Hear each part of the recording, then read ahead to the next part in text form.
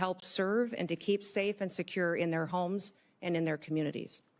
Now, before I proceed, I want to introduce to you my husband, Brian, who's here with me today. He is my constant 24/7 reminder of our dedication to public service and that it's not a solo effort or done alone. He has been a rock by my side, and I appreciate all of his love over so many years. I'm grateful that he's here with me today. Now, securing our homeland is a serious, sacred trust that must be relentlessly pursued and can never be taken for granted. Being safe within our borders here in America is critical, and yet Americans feel less safe than they have felt in decades. For the first time in 30 years, more than 40% of Americans are afraid to walk alone at night within a mile of their homes. President-elect Trump is going to change that. I've seen firsthand the challenges and the opportunities facing our great nation. In the 20 years since the Department of Homeland Security was formed, the nature of the threats to our homeland was created in response to the failures of the government that led to the September 11th, 2001 terrorist attacks. And that reality is not lost on me, especially in the wake of the recent terrorist attacks over New Year's. Now, I've led South Dakota for the last 6 years with a focus every day on making our state safer, stronger, and freer. I've focused every day on making the best decisions, not just for right now, but for generations to come. I've overseen a state budget of over $7 billion and a state employee workforce of more than 13,000, including more than 7,000 that report directly to the governor. I've addressed important issues like cybersecurity, human trafficking, drug interdiction, and also natural disasters, the same challenges that are facing so many of you and the people that you represent back home.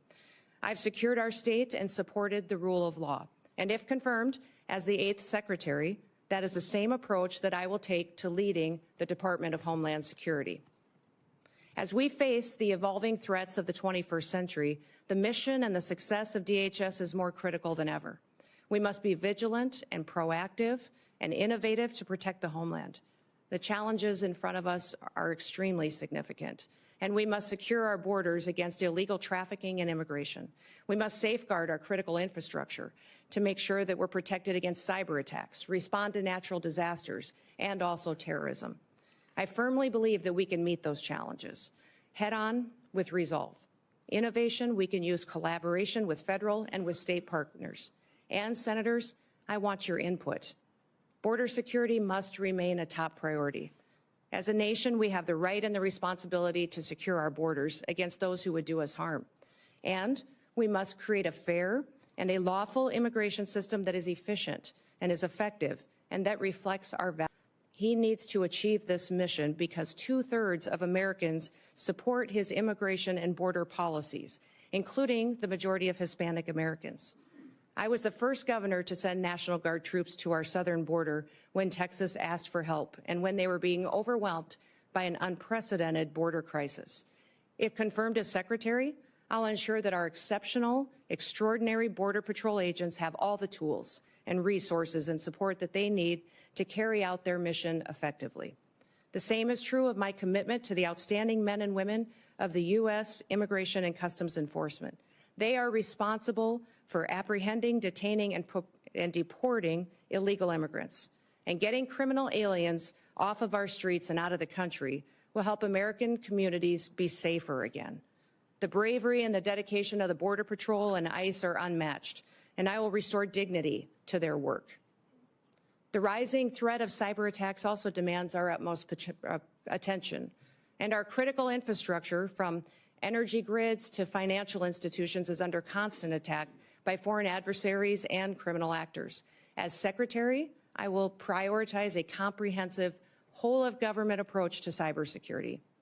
In fact, in the coming days, we have to plan bigger and think faster and smarter. I fully acknowledge that people in Washington, D.C. do not have all of the answers, and therefore I will leverage private-public partnerships. I'll advance cutting-edge, state-of-the-art technologies to protect our nation's digital landscape. And I will have a proven track record of doing this in South Dakota to back me up. I've helped make Dakota State University a global leader in cybersecurity education because we recognize the need to address this emerging threat. and I will take a proactive approach if given the opportunity to serve as Secretary. Now, President-elect Trump has been a tremendous friend to law enforcement over the years, and I will do the same in my role as Secretary. As Governor, I've worked closely with law enforcement to make South Dakota safer. I've overseen hundreds of state troopers in the South Dakota Highway Patrol, and on several occasions, I've convened groups of law enforcement from across our state to address policies that will make our people safer. In fact, while some in this country were attacking law enforcement and defunding them, we took the opposite approach in South Dakota. We recruited law enforcement officers to move to South Dakota, a state that respects their service and their sacrifice. And we revamped our law enforcement training to provide the first ever state-led, tribal-focused law enforcement training academy. I'm very proud of the work that we've done in cooperation with our tribes to help make their communities more safe. And we must remain vigilant against terrorism and against others who wish to do us harm to our country and to our great people. I'll ensure that our intelligence and our law enforcement agencies are working together hand in hand, that they're fully equipped to detect, prevent, and respond to threats from radical ideologies and foreign adversaries. This requires resources, coordination, and collaboration across all levels of government. And once again, I will seek your wisdom and I will seek your input into the months ahead. For the sake of the people that we both represent, we have to get this right. Now, I recognize that Homeland Security isn't just about prevention, but it's also about resilience. When disasters strike, as we know they will, the Department of Homeland Security must be ready to respond swiftly, efficiently, and effectively to protect the lives and the property of Americans. As governor, I've worked with FEMA in response to a dozen natural disasters in South Dakota. These have included historic floods, tornadoes, blizzards, wildfires, a derecho, and even a global pandemic. As Secretary, I will enhance our emergency preparedness and strengthen FEMA's capabilities. And we will ensure that no community is left behind and that life-saving services like electricity and water are quickly restored. As Secretary, I will oversee the Secret Service, an agency that is in serious need of reforms. We all saw the threats to President-elect Trump last year and the consequences of failure. Now, that should never happen again. And I've worked closely with my own gubernatorial protective detail, and I'm familiar with what works and what doesn't work. And I'll bring that experience towards strengthening the Secret Service once again. I'm committed to working with this committee, with Congress, and with the dedicated men and women of the Department of Homeland Security to fulfill our mission. And together, we can ensure that the United States remains a beacon of freedom, safety, and security. The meetings and the time that you took in your office to discuss the department and what we can do in the future to make the American homeland much more secure. I look forward to your questions, and I hope to earn your trust, and hopefully also your vote as we embark on this critical work together. With that, Mr. Chairman, I yield back. Thank you, Governor Noem. We will now proceed to questions. Each member will have 7 minutes. We will have a vote that will start at 10 a.m., but we're going to continue the hearing and keep people in line as you come and go to vote. We'll keep the hearing moving.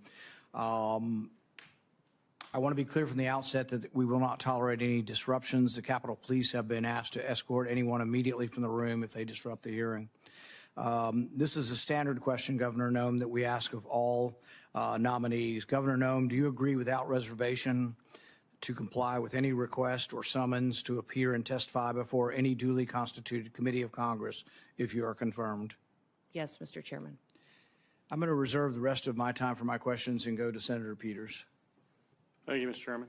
Governor Noem, the DHS Secretary has many competing priorities, as you well know, and you outlined certainly in your opening comments, from our borders to wildfires to cyber attacks. But as you and I discussed at length, and I appreciate you bringing it up in your opening comments as well, we do have a northern border in addition to a southern border. That's absolutely essential that the DHS has the resources necessary at the northern border to carry out its mission, both between ports of entry and all along the border. In fact, we've seen an increase in unauthorized crossings in recent years at the bearing along with the southern border, that the northern border is sufficiently staffed to maintain its security and robust trade between the U.S. and its neighbors, including at the Gordie Howe International Bridge in my home state of Michigan, have the resources they need to facilitate trade while keeping Americans safe. Yes, Senator Peters, you and I talked about this in your office and also with Senator Slotkin as well, how important it is to continue to remain focused on our northern border and all borders and ports of entry that the United States has. I think there's been some universal concern from some of the committee members that as we focus on the southern border and what we're seeing as far as the invasion there and the amount of people crossing, that the northern border would lose focus. But that will not happen, and we will ensure that our borders are secure and we're addressing all threats that may come in from any direction. And also with the bridge as well and staffing up on that as well. And I've assured Senator Slotkin as well that our focus is there to make sure that it is staffed appropriately.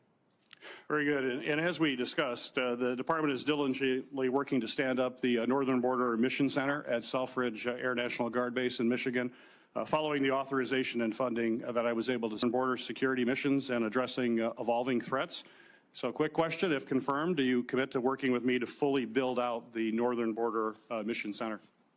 Yes, Senator, we will look forward, and I look forward to working with you to ensure that that is a priority and that it's adequately resourced, and working with Congress and senators to make sure that we have what we need to make sure that that mission for that base is fully fulfilled. Great, thank you.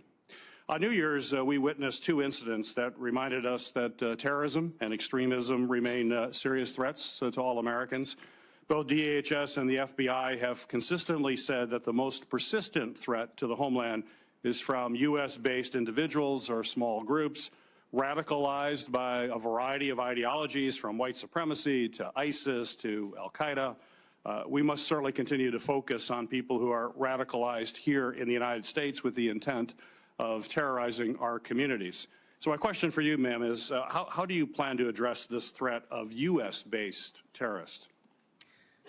Senator, this is a grave concern for our country, as we all agree that the #1 threat to our homeland security is the southern border. In fact, since Joe Biden has been president, we've seen 382 individuals that have come over that border that are on the terrorist watch list.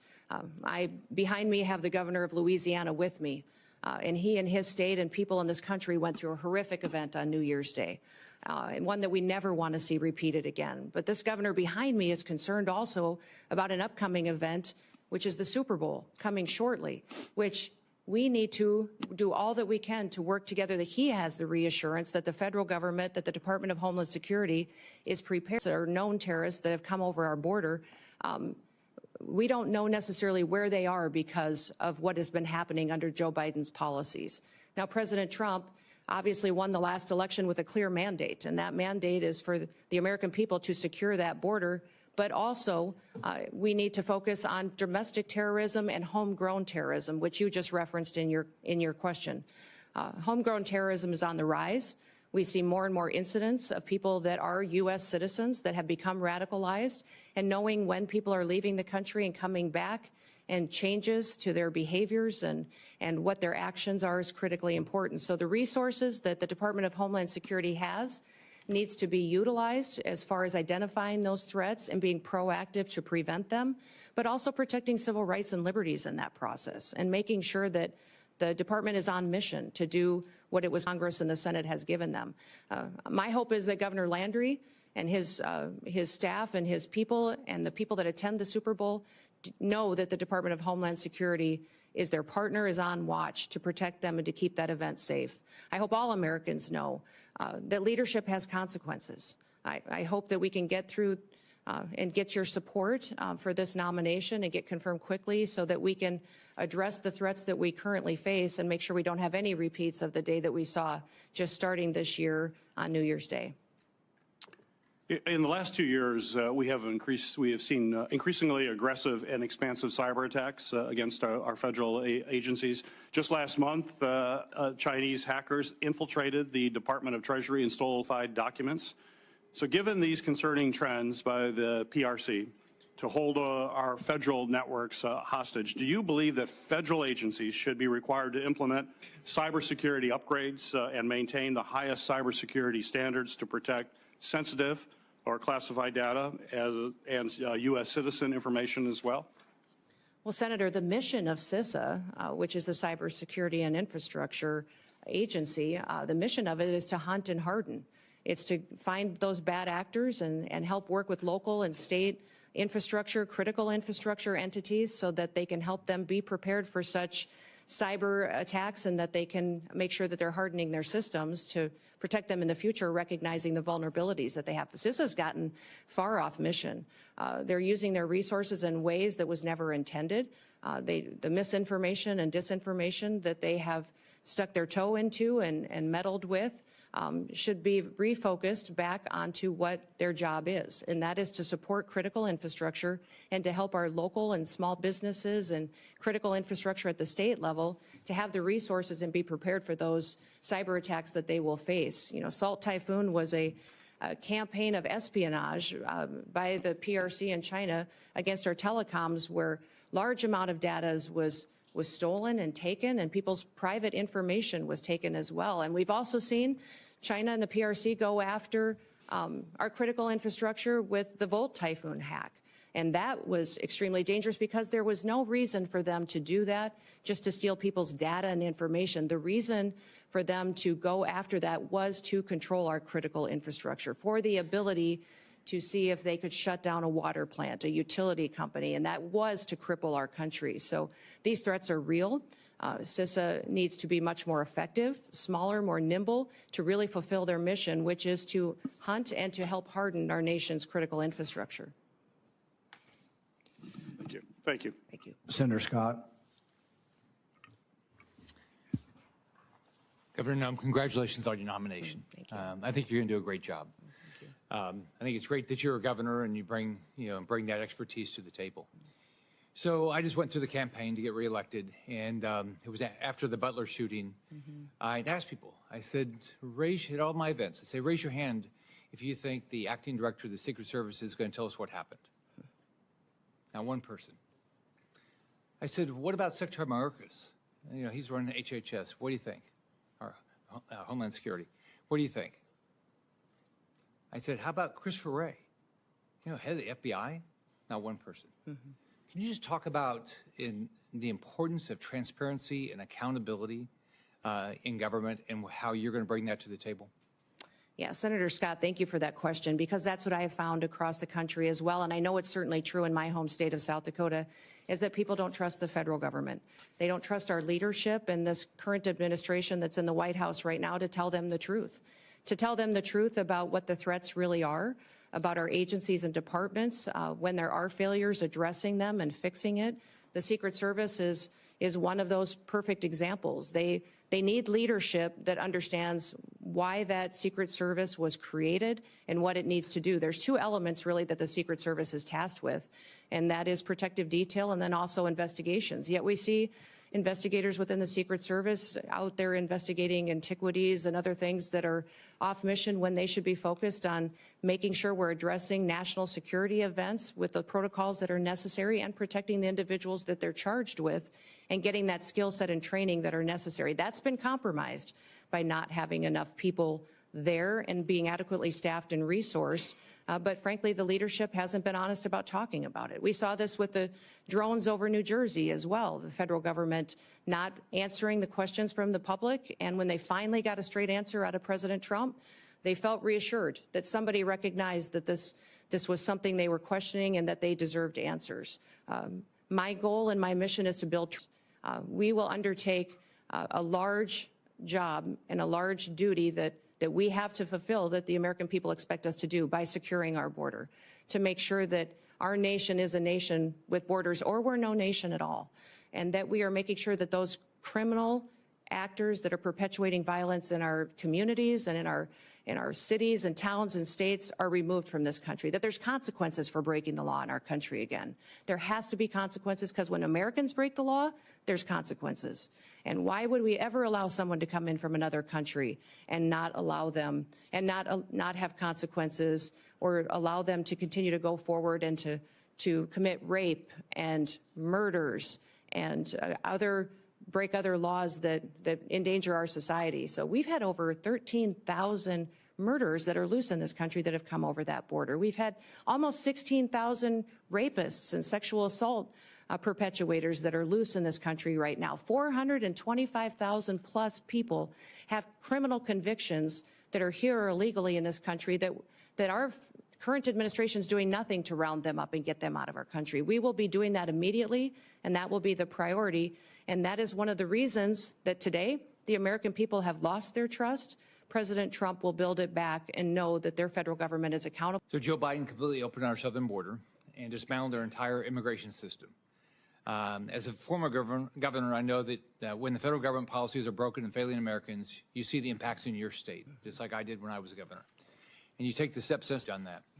One thing you did is you talked about before, you sent troops, our National Guard, to the southern border. Can you talk more about how Biden's open border policy has affected your state and communities and the role your state resources placed in helping secure the border? You know, we certainly have seen the effects in South Dakota that many of your states did, and I would say every state has seen the effects of an open border and the policies that have been under the Biden administration. We saw increased crime, but we also saw increased drug activity.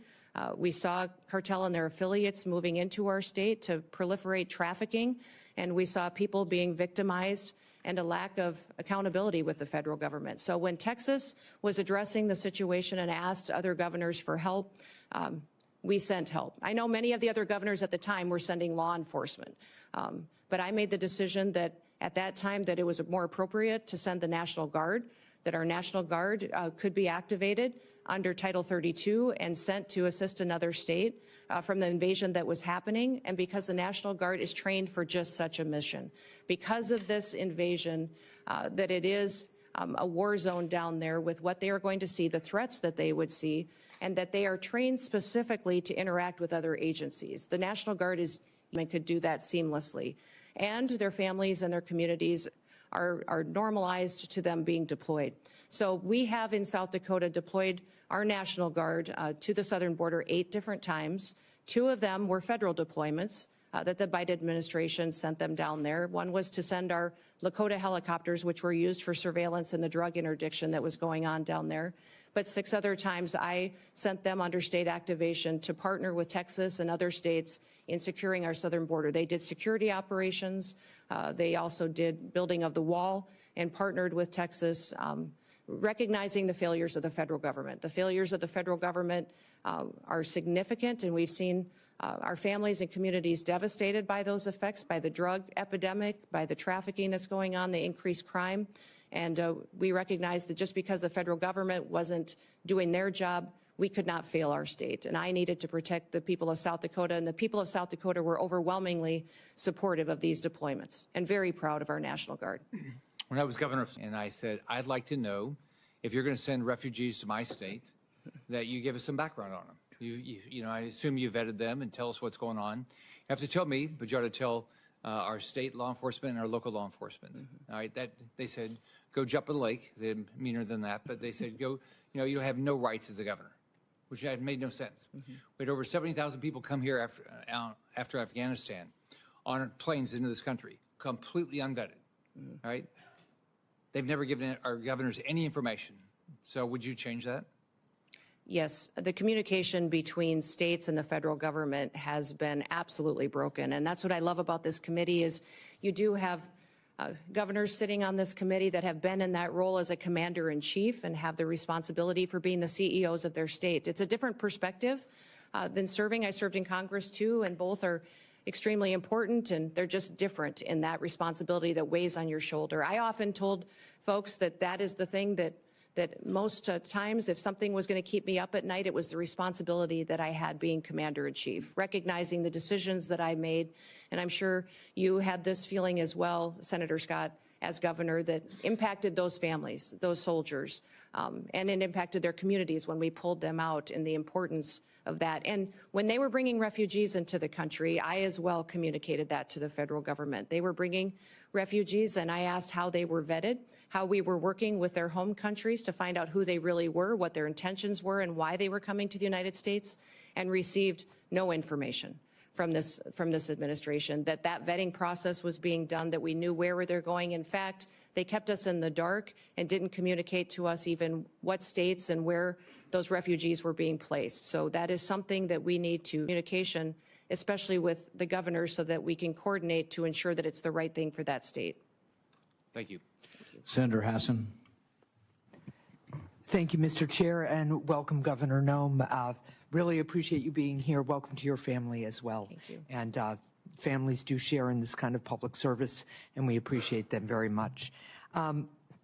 As we discussed at our meeting last month, as a former governor, I appreciate the important responsibilities that governors have to ensure the safety and security of their communities, including by managing public safety and emergency agencies. And I will say that in many ways, I agree with some of the things that Senator Scott just said about improving communication between the Department of Homeland Security and governors around who is being sent to states. It's a critical issue and something that I was frustrated by when I was governor.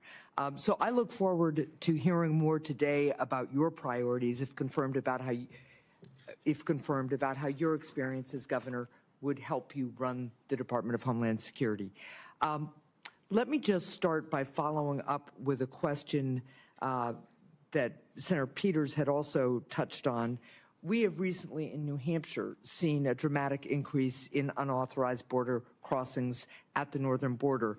And when I was at the northern border recently, law enforcement told me about the need for more personnel and resources. We still don't have cell phone coverage in a lot of the stretch of our northern border. I've worked with Senator Kramer on bipartisan legislation to strengthen our northern border strategy because it's clear more support is needed. So, Governor, if you're confirmed, would you deploy additional full-time personnel and upgrade equipment along the northern border? You know, Senator, I enjoyed our meeting that we had and you identifying the northern border issues that are going on, the lack of security and the lack of technologies that you really need to cover some of the landscapes that are there. Very different than the southern border, some just as equally challenging, but all need to be addressed. So I definitely will be working with you to ensure that our northern border is adequately resourced as well. And we do have to have the resources in order to be successful. Right.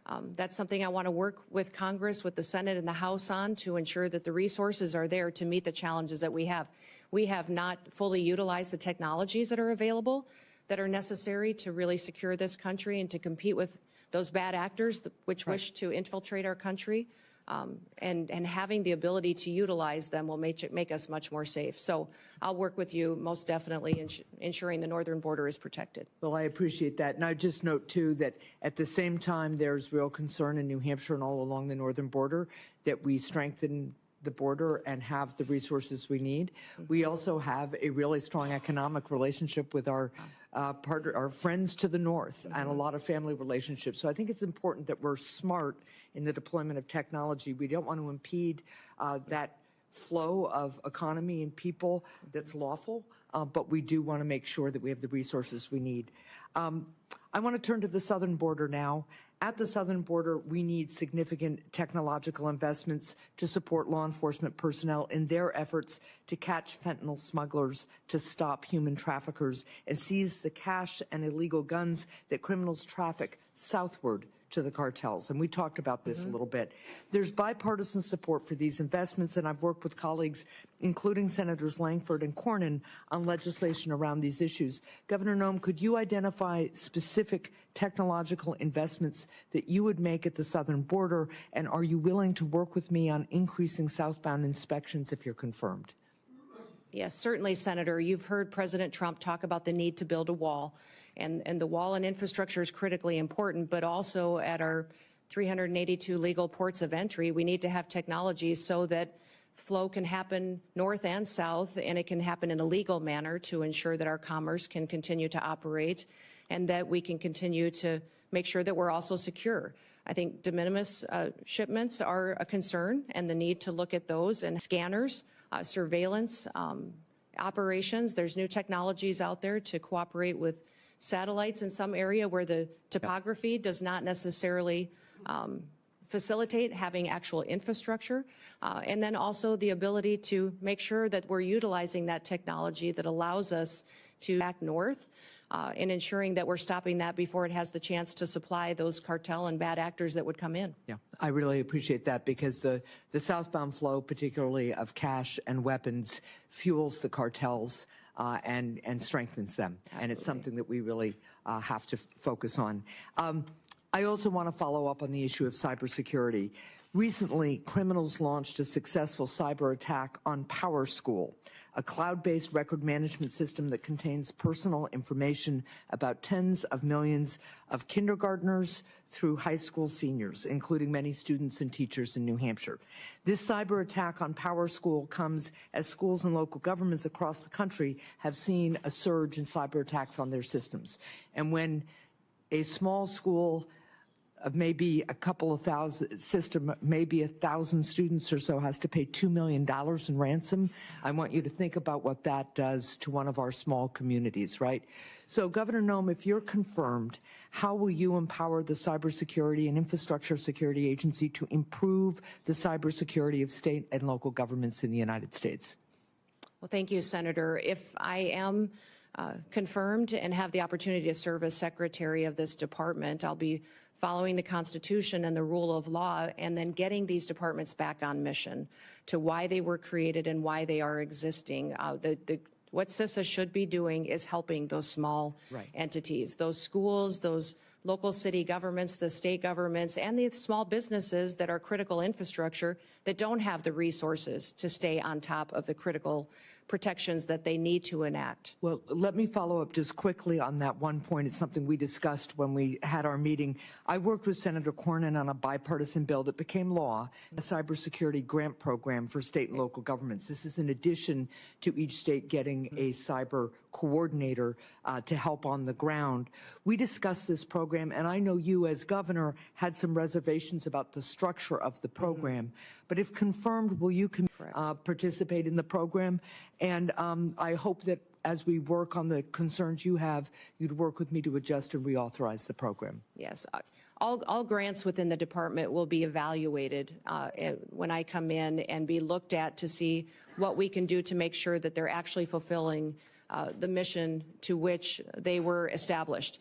What I would say about the cybersecurity grants in South Dakota, when I came in as governor, one of my main priorities was to bring the next industry into the state. Right. And I determined that that would be technology and cybersecurity. In fact, we have Dakota State University in our state, which is a cybersecurity national leader in training those cyber warriors that we need to protect us and keep us safe. I've since then partnered to grow and double the size of that school. We train a lot of NSA employees in South Dakota.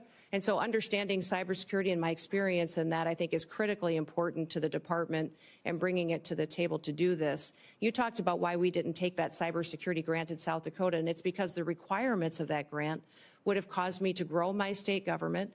The administration costs of it would have been much more than what it would have been able to facilitate at the local level. And our state was already proactively helping these individuals that needed the resources to secure their systems. Well, I appreciate that. I'm way over time. There were very few. We'll continue to talk about that. Thank you. Senator Hawley. Thank you, Mr. Chairman. Governor Noem, welcome. Congratulations on your nomination. I'm delighted to see you here. I do notice the chairman of the Ways and Means Committee is over your shoulder there. I'd have to question your judgment about who your friends are based on that.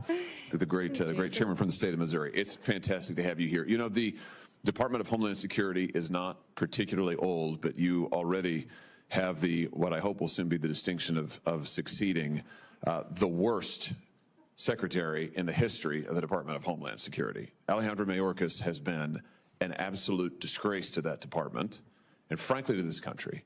And I'm delighted to see you willing to step up and serve. Let me just ask you something. I repeatedly asked your predecessor when he sat where you're sitting whether the southern border was secure. And he repeatedly told me under oath, it is secure, Senator. And he repeatedly said under oath, our policies are working, Senator, meaning the Biden administration policies that, of course, gave us this devastating open border. So let me just ask you, is the southern border secure as we find it today? Senator, no, the southern border is not secure today, but in just 3 days, we will have a new president in this country, President Donald J. Trump, and he will secure our border. That is refreshing candor. I'm glad to hear it. Let me ask you about a young man from my state. This is Travis Wolf.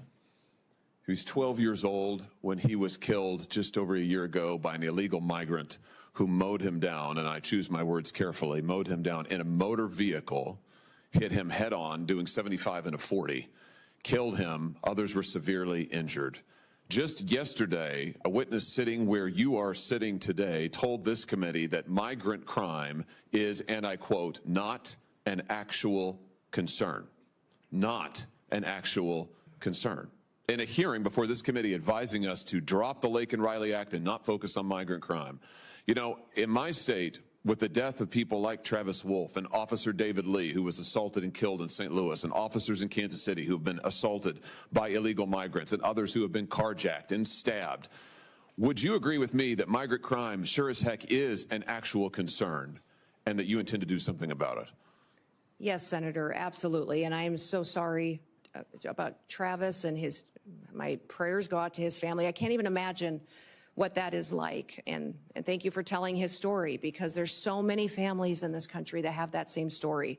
And they don't understand why the federal government is allowing people to come into this country illegally and then perpetuate crimes against their people and then give them resources and shelter and food and debit cards to go take care of their families when they go to work every single day to make sure that they're providing for their families and are held accountable to when they break our laws. So, let me ask you this. Will you work with President Trump to reinstate the Remain in Mexico program that the president had in place in his first term, which does so much to ensure that those who would seek to abuse our asylum system are not allowed into the country, and those who have legitimate asylum claims, their claims are processed in due order and in due course, but they wait in Mexico until those claims are fully processed? Will you work to reinstate that program? yes, Senator, the president and I have talked extensively about this and will 100% partner with him to reinstate the Remain in Mexico policy and make sure that it's in place. Fantastic. I think Travis might be alive today if that policy had been in place. Let me ask you about CBP One, the phone app that I've called Concierge Service for Illegal Immigrants. I'm sure you're familiar with it. This was the Biden administration's effort to allow asylum seekers to apply ahead of time using their phones, but not actually to provide any evidence that they needed asylum. There was a newspaper report, a press report that said the only problem with the app is it never asks users, are you seeking asylum? They don't ask for any asylum evidence. They simply release these so-called asylum seekers who use the app into the country on parole. Sometimes they're never given a hearing. The Inspector General actually did a report, a full investigation report on CBP One, and found that frequently users of this app were claiming the same addresses in the United States as their intended destination, even though they didn't know each other, they weren't family connections. In other words, it has been completely abused.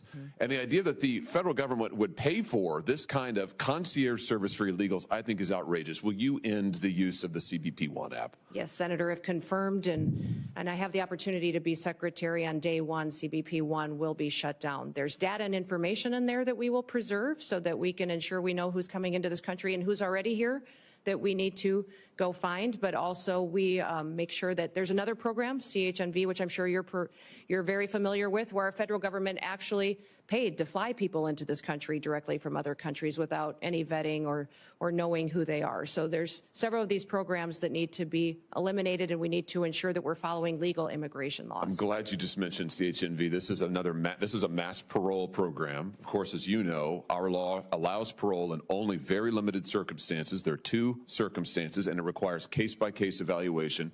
The present administration, soon to be gone, has granted mass parole in direct defiance of the law, not case-by-case evaluation. The CHNV program is one of those instances. Will you put a stop to this abuse of our parole law and our asylum system? Yes, we will go back to case-by-case evaluation of these parole cases and ensure that we have more resources if you will partner with us to make sure that our legal immigration system is fully utilized, that we have more judges, more immigration courts, so that we can process people legally and make sure that they are going through that process rather than, like Joe Biden has done, use this as an excuse to allow people to come into our country with no consequences. Let me ask you about another low light, not a highlight, but a low light of this last administration and DHS.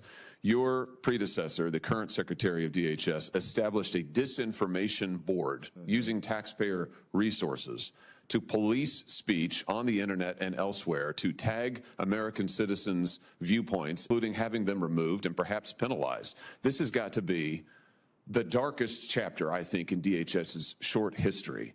He eventually withdrew the board under intense criticism, but has never fully repudiated it and never promised not to do it again. Will you pledge to us here today that under your leadership, there will never be a disinformation board or anything like it at DHS, and you will be a champion for the free speech and First Amendment rights of all Americans? Senator, there will not be a board such as that under my leadership at the Department of Homeland Security. Fantastic. Absolutely. Let me ask you in my remaining seconds, just one more thing about the Secret Service. You've mentioned this, and I'm so glad that you did. This committee, and it has been bipartisan, this committee has done bipartisan work on the attempted assassinations, or the assassination attempts, I should perhaps say, of the former president, soon to be the future president, soon to be the president, President Trump.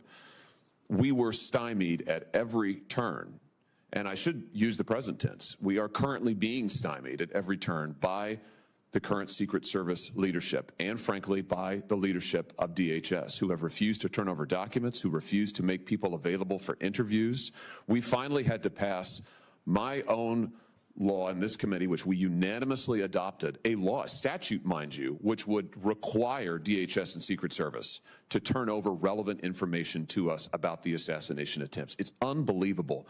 When you come to office, to this office, I hope very soon, will you pledge to us that you will open the books on all of the facts associated and around these assassination attempts, that you will make available to us and to the public, most importantly, all the facts so that we can ensure that this never happens again? Senator, if I am the Secretary of Homeland Security, I will certainly work with you to build transparency and make sure the facts are shared with you and your committee. I know that you've been very frustrated by the lack of transparency from the department, and I want to thank those of you that have worked on that report that was put together on these assassination attempts. I know it was a bipartisan report and investigation that this committee conducted, and I appreciate you focusing on that, and I will work with you to get the information so that you have the truth of really what happened there and the failures so they can be fixed. Thank you. That's a great place to end. And a high note, as I see my friend Senator Blumenthal, who did fantastic work on this effort, and it will be an incredible an incredible new day, and incredibly refreshing to have a DHS secretary who will tell us the truth, who will be honest with us about the facts, honest with the American people, and who will enforce our law. And I know you'll do that, Governor Noem. I look forward to supporting your nomination. Congratulations. Thank you. Senator Blumenthal. Thanks, Senator Johnson. Welcome, Governor Noem, and thank you for being here. Thank you for visiting with me, and thank you to your family for their service as well. Let me begin on a high note, thanking Senator Hawley for his leadership on the effort that I led with him to essentially get some basic facts out of the Secret Service when we were investigating, Senator Johnson and I, as leaders of the Permanent Subcommittee on Investigation, helping to lead it with the chairman and ranking member here. And I'm hoping that you've read our report and that you will agree to begin implementing its recommendations, which call for major reforms, in my view, a house cleaning top to bottom in the Secret Service, and greater transparency with this committee and with the American public. Yes, sir. I will certainly work with you that it needs to do due diligence of its oversight. Our investigation is continuing. Yep. Senator Johnson and I have discussed it, and we will be making more requests to pursue the fact-finding that is so important. I want to ask you about disaster relief. California is on fire. The fires raging there are going to leave destruction and devastation that is heartbreaking. I am really disappointed with some of the statements that President-elect Trump has made. For example, saying that, quote, we won't give him, referring to Governor Newsom, money to put out all his fires, and if we don't give him money to put out fires, he's got a problem. The specter is there of potential discrimination based on politics, withholding money from California or other states. It's not an unfounded fear. In the last administration, there were public reports about President Trump withholding money from the state of Washington because of his disagreements with Governor Inslee. Connecticut, like the rest of the nation, suffers from these natural disasters. Most recently, in August, we were hit by major flooding, and these natural disasters are going to become more frequent, as will be the need for the federal government to meet the requests for declarations of natural disaster. I assume you will agree with me that withholding disaster relief by President Trump or any other chief executive of the United States is a violation of his duty and of law. Well, Senator, leadership has consequences. And looking at the tragedy that's happening in I want to California ask you yes or no, with all due respect. It's an easy... What's happening in California is the ramification of many decisions over many years. But under my leadership at the Department of Homeland Security, there will be no political bias to how disaster relief is delivered to the American people. So if President Trump were to say to you, we're going to withhold money from Connecticut or Michigan or any of the states, Iowa, because we don't like the governor or we don't like the politics of the state, you would stand up to him and say, Mr. President, we need to allocate that money. Well, Senator, in 3 days, President Trump will take an oath to uphold the Constitution and the rule of law in this country, and he will do that, and I'll be glad to have him back. And I don't assume that's a speak yes. to hypotheticals, which is what you're asking me to do, but what I will tell you is that as Secretary, I will do the same. I will deliver the programs as the Well, it's laws more than a dictate. hypothetical, with all due respect, and I apologize for interrupting you, but my time is limited, as you know, as a veteran of these hearings. It's more than a hypothetical. It's based on experience with President Trump withholding money from Washington State and elsewhere. I need to know from you, will you stand up to the President and say, no, the Constitution and the Impoundment Act requires us, for example, to allocate the $100 billion that we have just appropriated in the last session to states like Connecticut, $3 million, Texas, $10 million, almost every one of the states represented here. Will you say no to the President if he withholds that money? Sir, I don't know about the scenarios that you're referencing with President Trump, but what I will tell you is that if given the chance to be Secretary of Homeland Security, that I will deliver the programs according to the law and that it will be done with no political bias. And if the programs change or if you decide to change the rule of law, then I will follow that while adhering to the Constitution. So you pledge to allocate and distribute that $100 billion according to how the program is written, with no political bias. Every American deserves to be there and have disaster relief the same as their neighbors. Basically following the law. Yes. Let me ask you, Senator Peters asked you about homegrown terrorists. The New Orleans tragedy was the result of a homegrown terrorist born in this country, radicalized by ISIS. And it reflects the reason why the intelligence community, the FBI, almost all of our law enforcement has said repeatedly, domestic violent extremism is the most lethal and persistent threat to our security. That terrorist was radicalized by ISIS. The investigation is underway. We don't know all. It was a military veteran, and ISIS was responsible for radicalizing him. Shouldn't we focus on ISIS as a threat to this country's security? Senator, certainly we should be focused on all threats to this nation's security. That's the mission of the Department of Homeland Security. Growing. We have more and more incidences. The tragedy we saw and the terrorist attack in New Orleans. What will you do to combat it? What will you do to stop ISIS and other extremist organizations from radicalizing people in this country?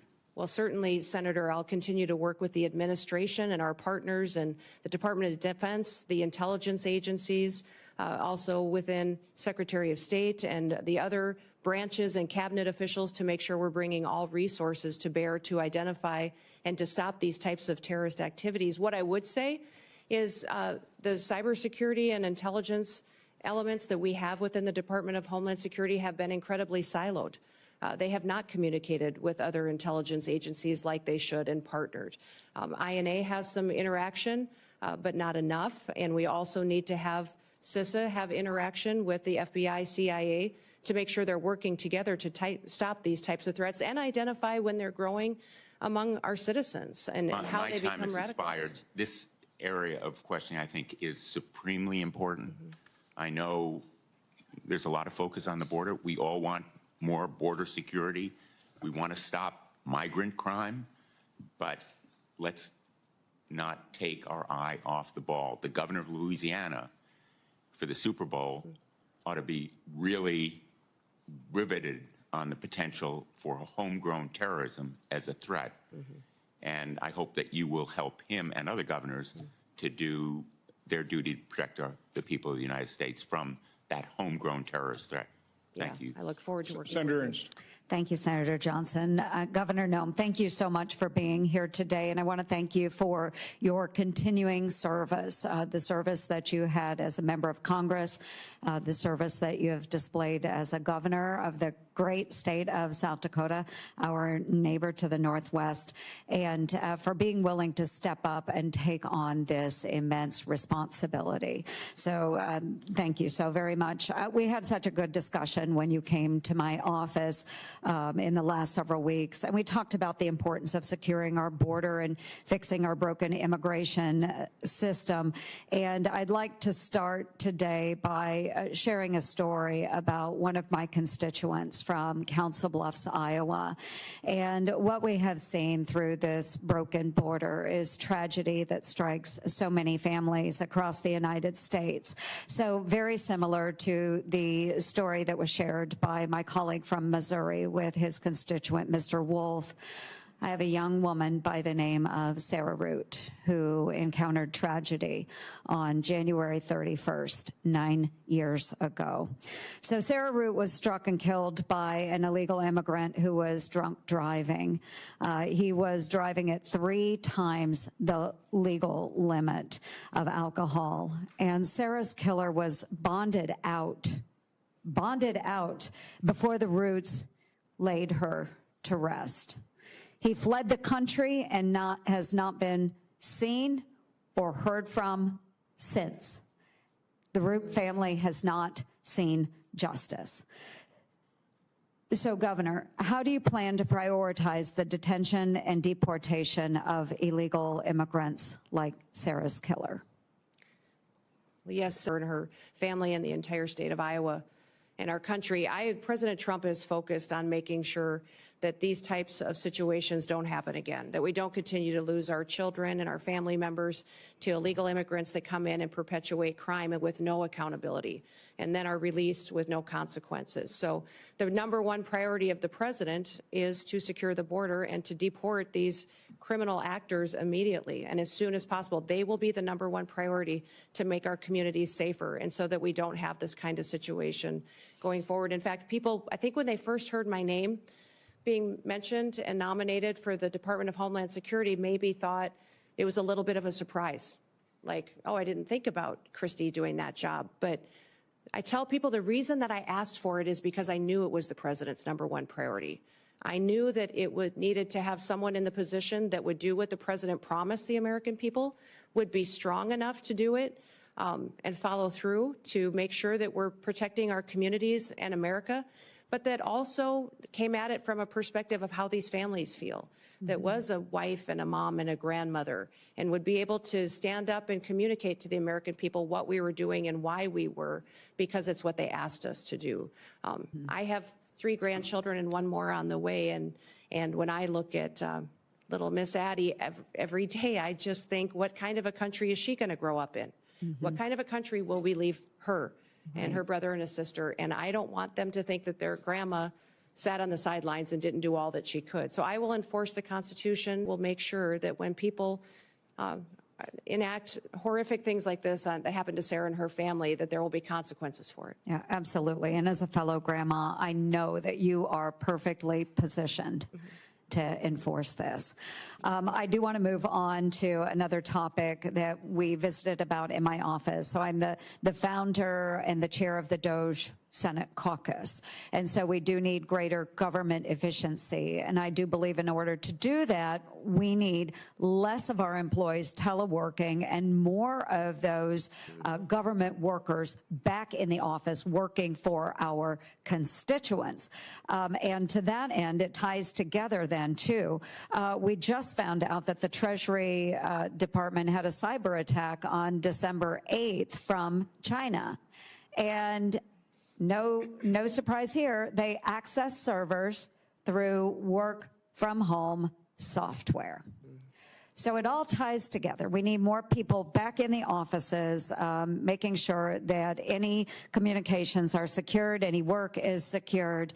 And to that, I know the Biden administration has put a huge emphasis on the cyber bureaucracy, but they haven't really done anything about it. And they haven't given any authority to those that are enforcing the standards.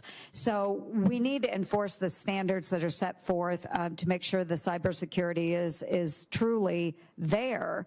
But what can DHS do? One, with telework, how do we get the employees back? And then two, how do we make sure that our systems are secure from these cyber attacks? Well, Senator, thank you for focusing on remote work and the need to get people back in their offices and accountable to the work that they do. In fact, I've heard since being nominated for this position that many of the agencies within the department are not showing up. They're not doing their jobs. But even FEMA, who is responsible for disaster response, that they have the alternative, some of these employees, to not even respond to a disaster, which might explain the horrific results that we saw in North Carolina when they had such a terrible disaster that impacted families and communities, and FEMA failed them so miserably. When terrible things happen, what other day-to-day activities are not getting done because they're working for home or not doing their job at all. You talked about cybersecurity and the need to ensure that our systems are safe and secure. One of the things that disturbs me the most is that we don't necessarily even know how some of these espionage attacks that have infiltrated our systems have happened. We don't know how to stop them yet. We don't have the knowledge, and that our departments and intelligence agencies and cybersecurity agencies have become siloed and aren't working together to stay in front of these bad actors. But many times our most vulnerable area happens at the state and local level. Some of these smaller entities that feed information into our systems is where they choose to infiltrate and get our data and to really hold for ransom many of these companies and then impact our federal systems as well. So one of the first meetings I had when I was elected governor with the former governor during the transition was he said the #1 priority you're going to have as governor is to secure our systems. He said our systems are so antiquated, and we've had over 16,000 hacking attempts in just the last month. You need to secure our systems to get it done. So that was a priority for me. And to do that, and we fully funded it and got it done in South Dakota, and it's being implemented. Data and information is safe, but also our country is safe from these bad actors that have a plan to take us out. Well, thank you. My time has expired, but I do want to end on a note that another thing that I do truly appreciate about you and your nomination is that as a governor, you have worked with those local constituencies, so that this will be an incredible strength that will ensure continued success for you within the department. So thank you, Governor, very much. Thank you, Mr. Chair. Senator Kim. Thank you, Chairman. Governor, it's good to see you. Good to see you again, thanks for too. coming before our committee. I wanted to just ask you, not just about your work, but how it's going to fit into the broader incoming Trump administration. And in particular, I guess I'm uncertain about roles and responsibilities regarding your position and Tom Homan's. I guess I just want to ask you just point blank, like, who's going to be in charge of the border? Well, the president will be in charge of the border. It's a national security issue, and the president is in charge of this country and has made a promise to the American people, and we will fulfill his agenda. Well, that was a good answer. It's the answer I would have given as well. But I guess I got confused. When Trump made the announcement about Tom Homan, he said, quote, I'm pleased to announce that Tom Homan, and said that he's in charge of our nation's borders. So I guess, again, I'd just like to go back to you. How are you going to work with Mr. Homan? What is the division there? I'm trying to get a better sense of who's in charge. Yeah, Tom Homan is an incredible human being who has over 30 years of experience. Incredible experience. Yeah, I get at that. the border I'm just trying to think through the insight and wisdom. Decision-making process when it comes to your work. For instance, will he be giving orders directly to CBP, ICE, USCIS? Tom Homan has a direct line to the president. He is an advisor to the president, the border czar. I obviously will be, if nominated and confirmed, and put into the position of being the Department of Homeland Security Secretary and responsible for the authorities that we have and the actions that we take. I say this because I actually want to make sure that we're empowering the next Secretary of Homeland Security. Yes. You know, in the legislation that was codified by Congress and moved forward that started this after September 11th, it said, quote, all functions of all offices, employees, and organizational units of the department are vested in the Secretary. So I guess the reason why I mentioned this is I've just seen some quotes from Mr. Homan where he said, quote, I'll be making decisions on border security and deportation. He was asked in another interview about the stronger role that he'll play, and he said, absolutely, I'll be making decisions on how we do the border. So I just raise that as a concern of mine, because not only is that about the function of our executive branch, but also the capabilities of this committee to be able to properly do our constitutional duties for oversight, the ability for us to be able to have that conversation. We can talk to you, engage with you. That is the direct way.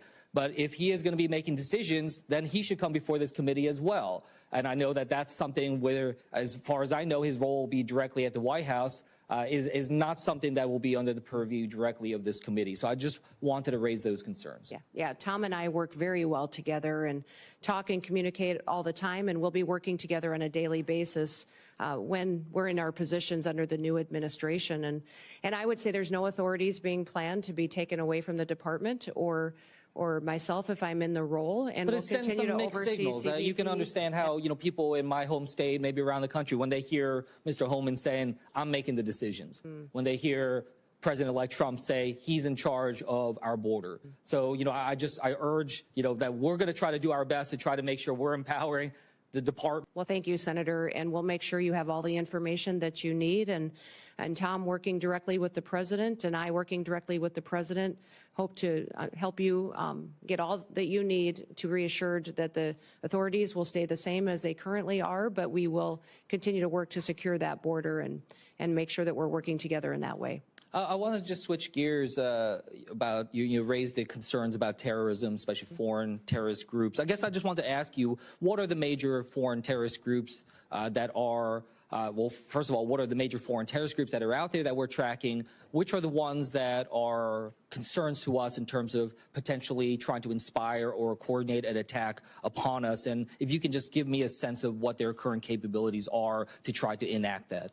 I think we face a lot of threats, Senator, and since I'm not in the role today, I shouldn't get into specifics with you, but I think you can at least get into specifics about what organizations that are out there. Yes, so I just wanted to get a sense of your knowledge of the organizations. All the traditional terrorist organizations that have always threatened the United States, but I would also say, Hamas, ISIS, continuing down that path of those terrorist organizations, but we'll continue to also focus, though, not just on those, but also the cartels, their partnership with the Chinese, and what they are doing. Listen, I've told people for years, for over 30 years, I've worked on national policy, on food policy, on agriculture policy, and I've seen the Chinese agenda to infiltrate our country, control our food supply chain, but also their manipulation of their currency and stealing our IP. And now I believe that this fentanyl crisis and the purpose of it is to kill our next generation of Americans. No, I don't discount the importance of those. When you focus on one or two groups, I think it takes your eye off the ball as to where all the threats could come from. We just spent a significant amount of time talking about homegrown terrorism as well. And I'm glad we're having that conversation. But the reason why I mentioned it, I was not trying to quiz you or anything of that nature. It's just that, when the Department of Homeland Security, when their threat assessment for 2025 lists 3 organizations, lists Al-Qaeda, lists ISIS, in particular ISIS Khorasan, and the IRGC and the threat from Iran. I just want to make sure that I get it. You're talking about the importance of the border. We all understand that. We want to work with the incoming administration to try to have an orderly process with that. But I just want to make sure that in particular DHS, If we look at the founding legislation, the primary mission, the very first mission is prevent terrorist attacks within the United States and do everything we can to minimize that type of threat. So, yes, I do think it's important for us to focus in on 1, 2, or 3, or just wherever these terrorist groups are at. Yes, I know that part of that effort to try to minimize terrorist attacks is through through the work that we try to do to secure our borders, all of them, air, sea, and land. But the primary mission still is about preventing terrorism, not just the border security. That's a tool to be able to accomplish that. So I just raise that with you. I want to make sure that the next Homeland Security Secretary has a very detailed knowledge and understanding about the terrorist groups, their capabilities, and is tracking that on an absolute daily basis, and that they understand that is their top mission. And with that, I'll yield back to the chairman. Senator Johnson. Governor Noem, welcome, and thank you for your willingness to serve. You'll be taking over a massive federal government agency, 240,000 employees. It's probably too massive. I think had I been there back then, I don't think I would have assembled these 22 different agencies in this massive department, but that's what we've got. It's a department that the previous administration, I think, has completely misused. Instead of using Customs and Border Protection to do that, to protect our border and secure it, they've utilized those resources to incentivize a massive influx of illegal immigration. Instead of using the Cybersecurity Infrastructure Security Agency to do that, they instead engaged in mission creep and utilized it to censor Americans with the being greater and greater and increasing levels of moral hazard, resulting in higher costs of these disasters. So let's cover each one of those kind of in order. How do you gain control over a massive agency whose resources and personnel have been misused? I mean, how do you root out those individuals who, instead of securing our border, opened it up and facilitated this? Well, Senator, this has been a big topic of conversation in most of the meetings that I've had with the members of this committee was how do we fix this agency, which the reputation is that it's broken and dysfunctional. I think that was the question I get asked the most is why would you want to head up such a dysfunctional department? And I would say that because the mission of the department is to secure the homeland and our people. It's our biggest vulnerability right now. And we have a president that's not enforcing the law. And I don't believe the law should be unequally applied. Everyone wants to be subject to our laws, and a nation without laws and without borders is not a nation at all. So I will work by ensuring one of the things that Senator Ernst talked about, people have to show up for work. I think there's going to be a majority of people who don't have their primary mission to secure the homeland, that if they don't want to show up for work, then maybe they're just not truly passionate about protecting America. I think they need to do that, and they need to recognize what their job is. The morale in DHS is very low. I'm going to let people do their jobs. I'm going to remind them what their jobs are. Some of these Border Patrol agents haven't been able to do their jobs for a very long time. They've been processing paperwork and facilitating an invasion when they should be back securing our border, which is why they were recruited and wanted to serve there to begin with. We're going to build partnerships with local law enforcement, with ICE and task forces. So we're communicating again with local sheriffs and mayors and law enforcement to partner together. When you talk about the fact that this is such a broken agency that needs so much improvement, a lot of it goes back to why we're recreated and are we fulfilling that mission and making sure that these individuals are getting back on task.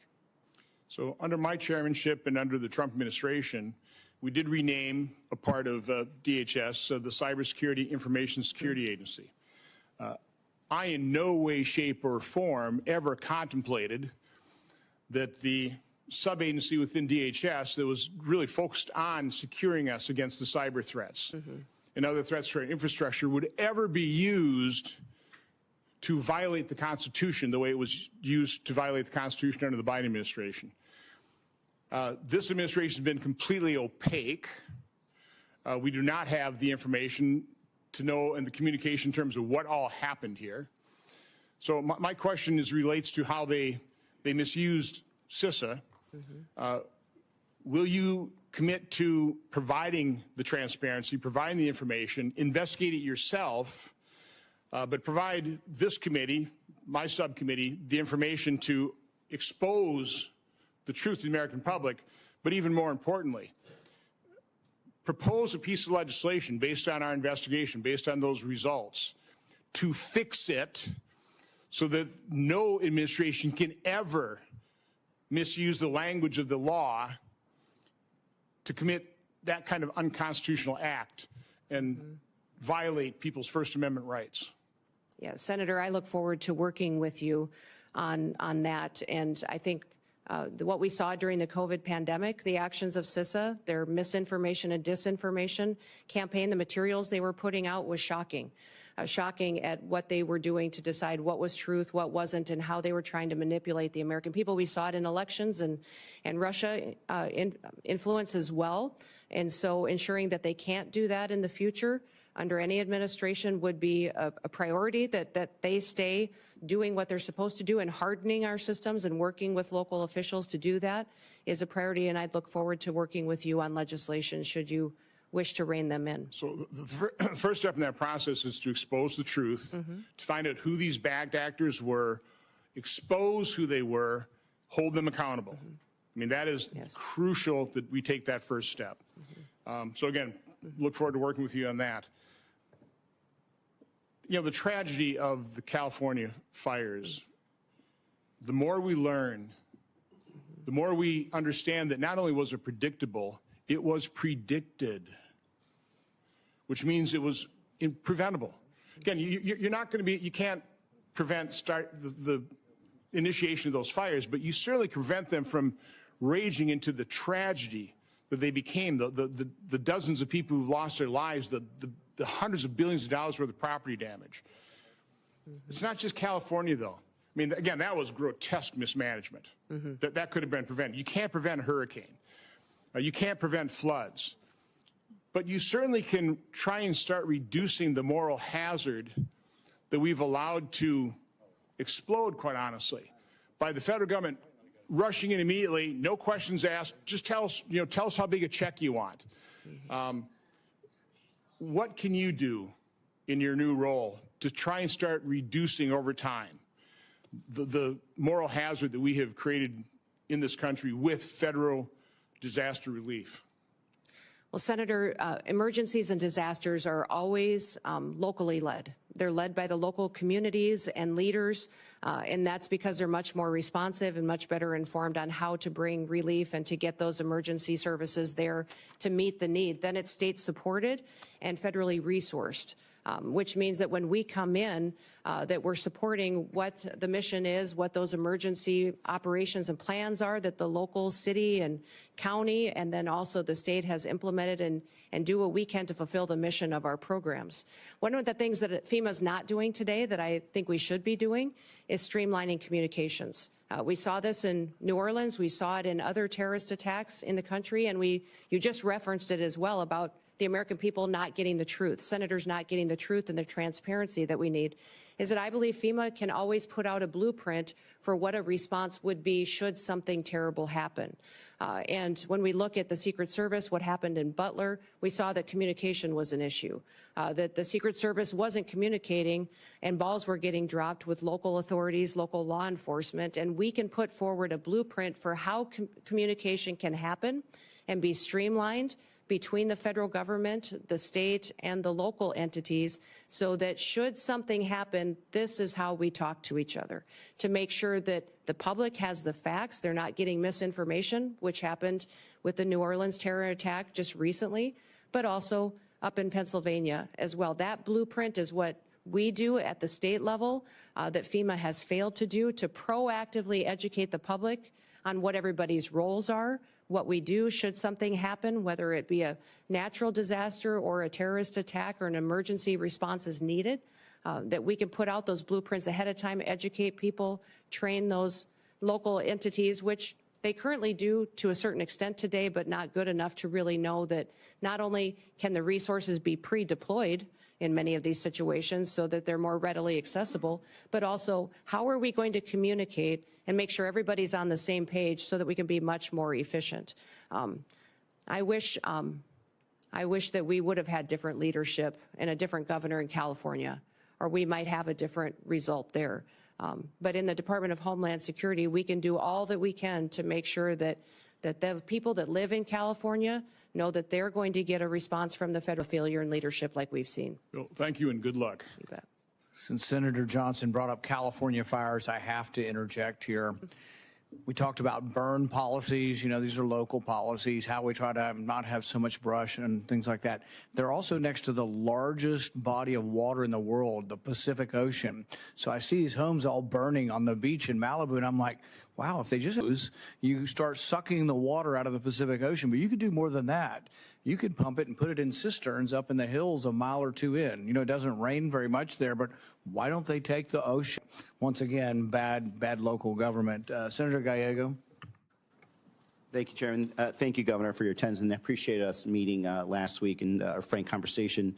So in partly following up to our conversation, in recent years, I've been in very close contact with our Arizona border communities, which are unlike other border communities, and about the funding needs to address migrant influxes through the Shelter and Services Program, or SSP.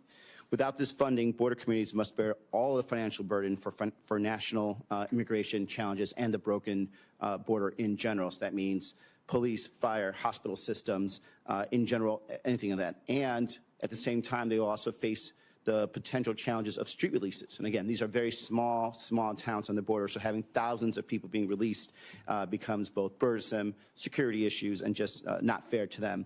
And we get lumped in with places like New York and Chicago about how they do their shelter programs. Our shelter programs are not the same as New York and Chicago. We do not permanently put people in apartments or anything of that nature. We are trying to move people away from the border so that way they don't become a burden on these very, very small communities. So I'm very highly concerned, as I told you in our meeting, when the SSP program becomes politicized and to the point where we get lumped in with those programs I don't think are effective and are actually counterproductive, and it ends up depriving our small Arizona borders of these very, very vital funds that they need. So as DHS Secretary, how would you ensure that border communities are not left to respond to and pay for these immigration influxes, the broken border system on their own? And would you commit to helping really not politicize or destroying the SSB program to the point where places that are doing things correctly, like Yuma, Arizona, like Pima County, like Cochise County, aren't lumped in with the people that are doing things incorrectly, like New York State and Chicago? Well, Senator, thank you for the conversation in your office about the program, FEMA, the southern border and the challenges, and then also the difference between your state and how you utilize funds versus other states. I would say that my hope is that if given the opportunity to serve as secretary, that the federal government would no longer, and I believe as President Trump has promised the American people, facilitate an illegal alien invasion, and that your communities in Arizona would no longer have the issue with having people in your small towns and communities that you need to figure out how to take care of and get them to where they want to go in other places of the country. The president has promised he will secure the border, that we will uphold our nation's laws, and that he will do that to the benefit and be putting America first again. So I know we talked extensively about the SSP program and how you've utilized it, but getting these programs back to what they were intended is important. FEMA is a disaster response agency, and some of the facilities that have been utilizing these types of funds and dollars need to be reevaluated and to make sure that it's truly doing the service that is upholding our nation's laws. And certainly I understand reevaluating, especially how some of these states have been using it.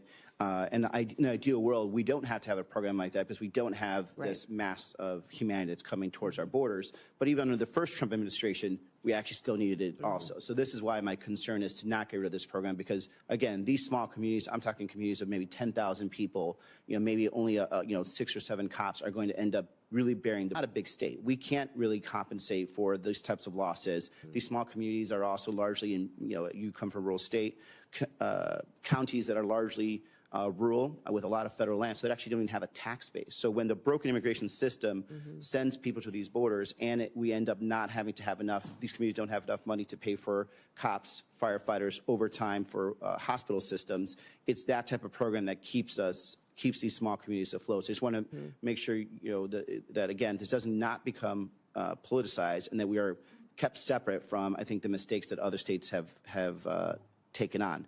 Moving on, you know, in Arizona, we have large parts of the border that run through tribal lands. We have 22 federally recognized tribes. We have great relationships with these tribes. They want to be collaborative partners when it comes to border security.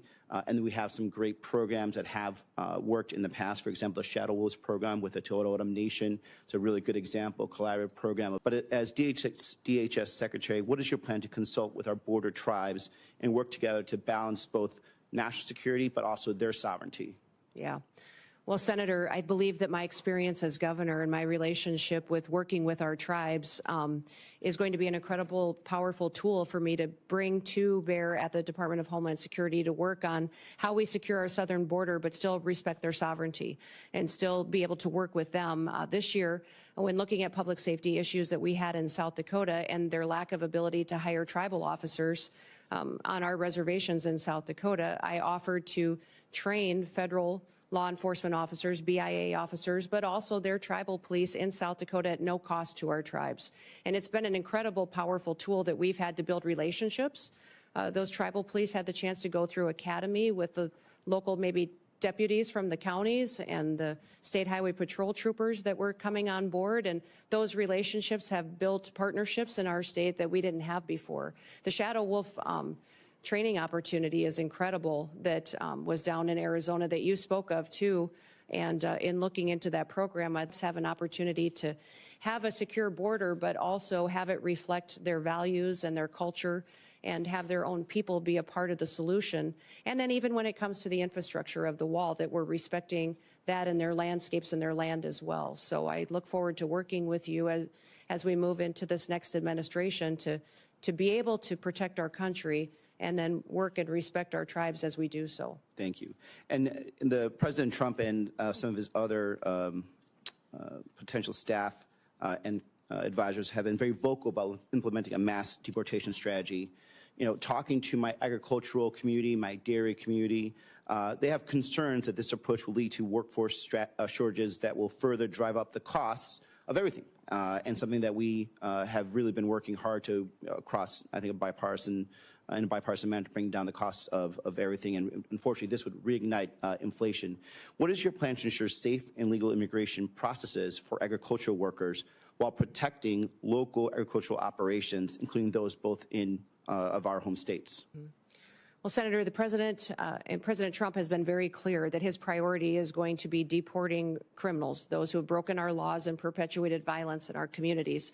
That'll be the priority. And as I spoke earlier with our statistics, having over 425,000 of those with criminal convictions in our country, that will be a focus that we need to tackle right away, and it'll be a big one. Beyond that, his next priority is going to be those with final removal orders and focus on those individuals who have long overstayed and that there is a consequence for ignoring our federal laws. Beyond that, we'll continue conversations. As you know, I'm a farmer and a rancher and come from an agricultural state, and we'll work together to make sure that laws are followed. You know, it is the Senate and the House that puts forward the laws. I, as Secretary, uphold the law. So you determine what that is, and debate and discussion. I'll be transparent and share as much information and insight as I have with my background and experience, and continue to work with you. Senator Moreno. First of all, thank you, Governor, for being here, for testifying before this committee, and for your service, not just to your state, but to America. 9 years ago today, we met in probably the coldest day I've ever been in my life in Iowa, as you and I were making phone calls and whipping up votes for Republicans in Iowa. My wife, Bridget, who's here, got a chance to meet you. And we left Iowa saying, that person's really going to go far.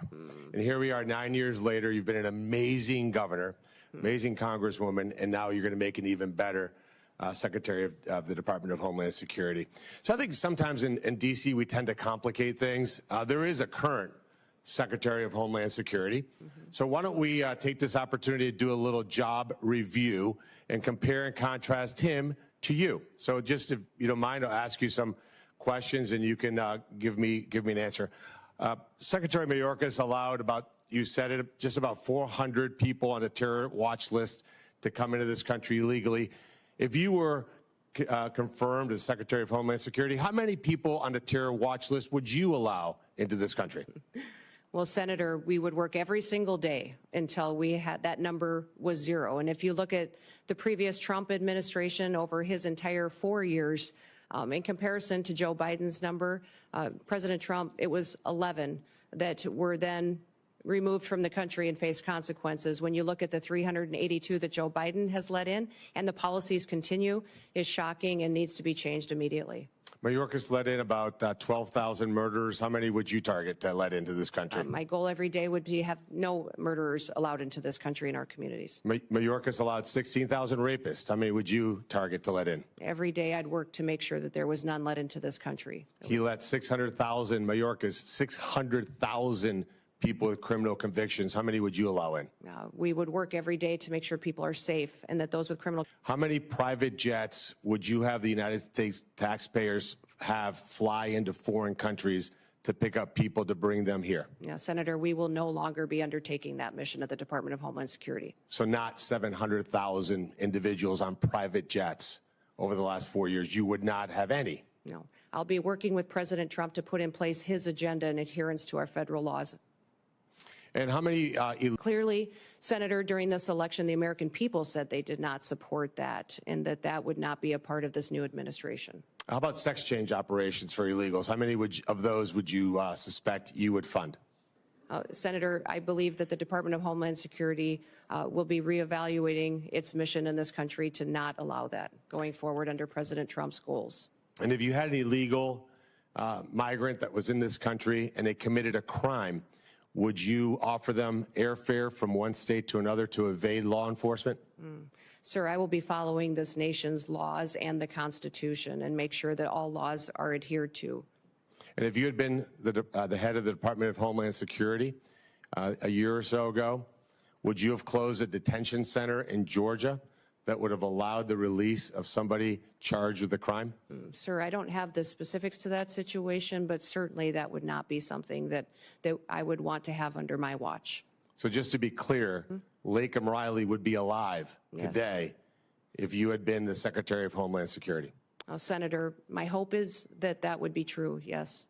Let's switch to another part of the disgraceful immigration laws that Biden and Mayorkas, who objectively, by the way, objectively has been the worst cabinet member ever in the history of the United States of America. Let's talk about temporary protective status. Temporary being the operative word. Mayorkas and Biden just extended temporary protective status again through 2027. Will you continue to corrupt TPS to allow some sort of open borders agenda? And will you use hot weather of 80 degrees and sunny beaches in El Salvador as a reason why people have to stay in America and not safely return? Yeah, Senator, this program has been abused and manipulated by the Biden administration, and that will no longer be allowed to allow that and these extensions going forward the way that they are. The program was intended to be temporary, and this extension of over 600,000 Venezuelans as well is alarming when you look at what we've seen in different states, including Colorado, with gangs doing damage and harming the individuals and the people that live there. And in terms of our border, like the physical border, I've been there many times, you've been there many times. Who should be in charge? Who should have operation? Senator, the United States needs to control. So if this were a job interview in the private sector, and you had somebody like Alejandro Mayorkas in charge, and we had the opportunity to upgrade to you, this would be the greatest upgrade in history of the United States of America. But I'm going to end my time with a startling statistic and actually a challenge to the Democrat Party. When Mayorkas was confirmed, every single Democrat voted to confirm him. And 6 Republicans joined all 50 Democrats in that confirmation. If we get to the vote, and hopefully, Chairman, we could do that Monday, because we cannot wait one single day without you being in charge of that department. We should have 100. This will be the litmus test, in my mind, as to whether we have a Democrat Party that's actually serious about doing bipartisan things like securing this country and protecting our citizens. Any Democrat that voted for Mayorkas that does not vote for you should be in front of their voters and removed from office. Thank you for serving, Brian. Thank you for being here, for putting up with the nonsense that you guys have had to put up with over the years. You are going to make an amazing Secretary of Homeland Security. Thank you for being here. Thank you, Senator. Senator Slotkin. Thanks for being here, and thanks for our time in my office. Governor, I'm a former CIA officer, joined right after 9/11, and served 3 tours in Iraq alongside the military. I'm actually the first CIA officer in the Senate.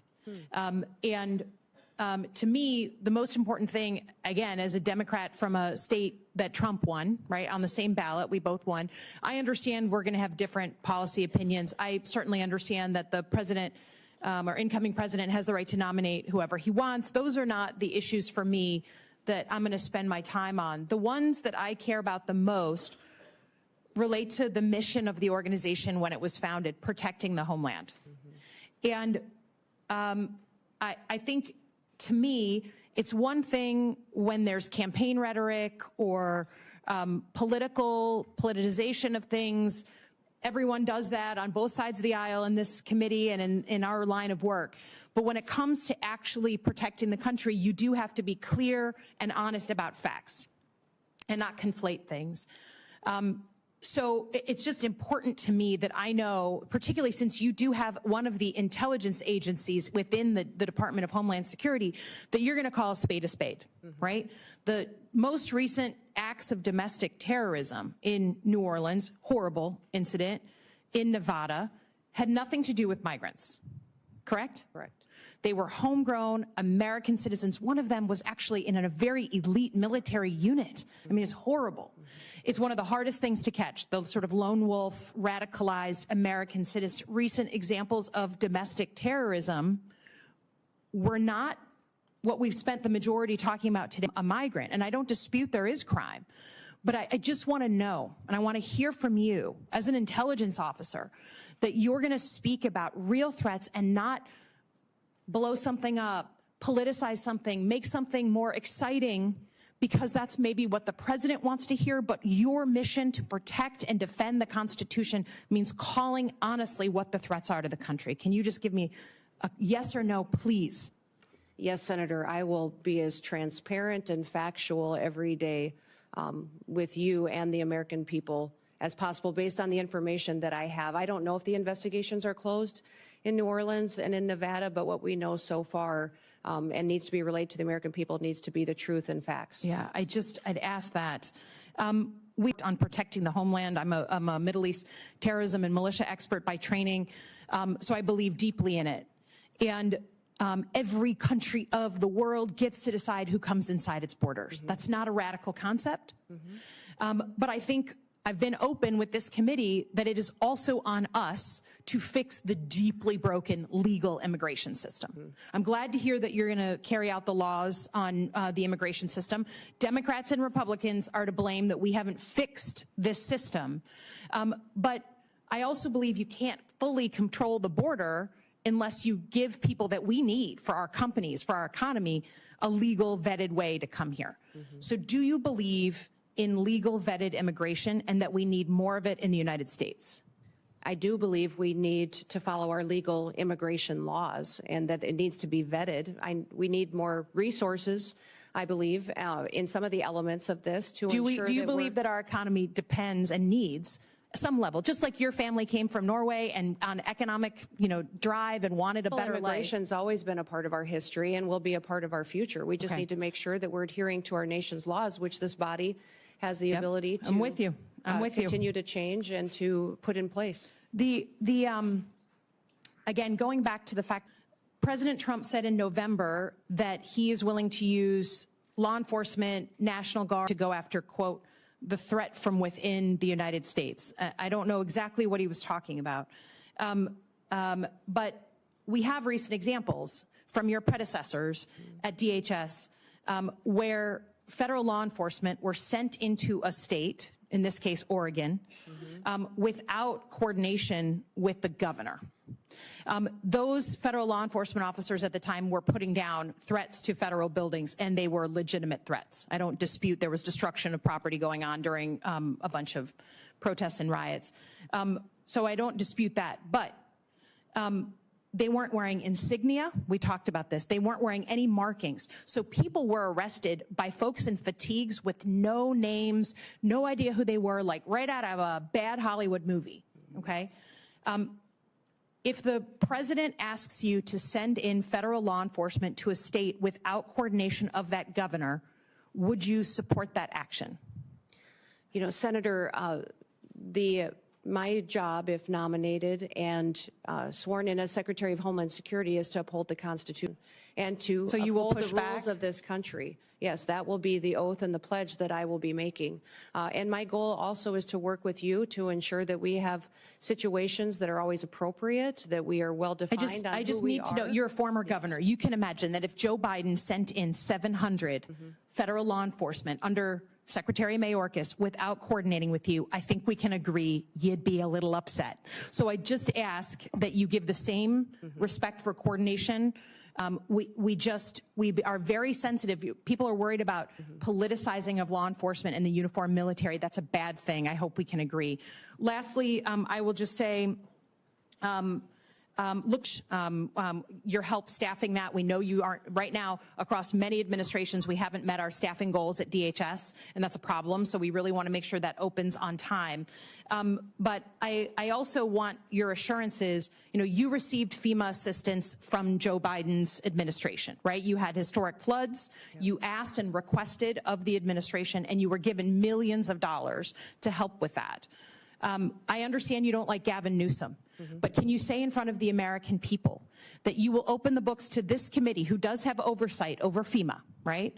That you will open the books in a bipartisan way to ensure, whether it's North Carolina or California or anywhere in between, that the American people can know that you are not playing politics with disaster assistance? Yes, Senator, I'll work with you and this committee to make sure I'm following the federal law and ensuring that you have information and transparency from us and from DHS and FEMA. Thank you. Appreciate it. Yield back.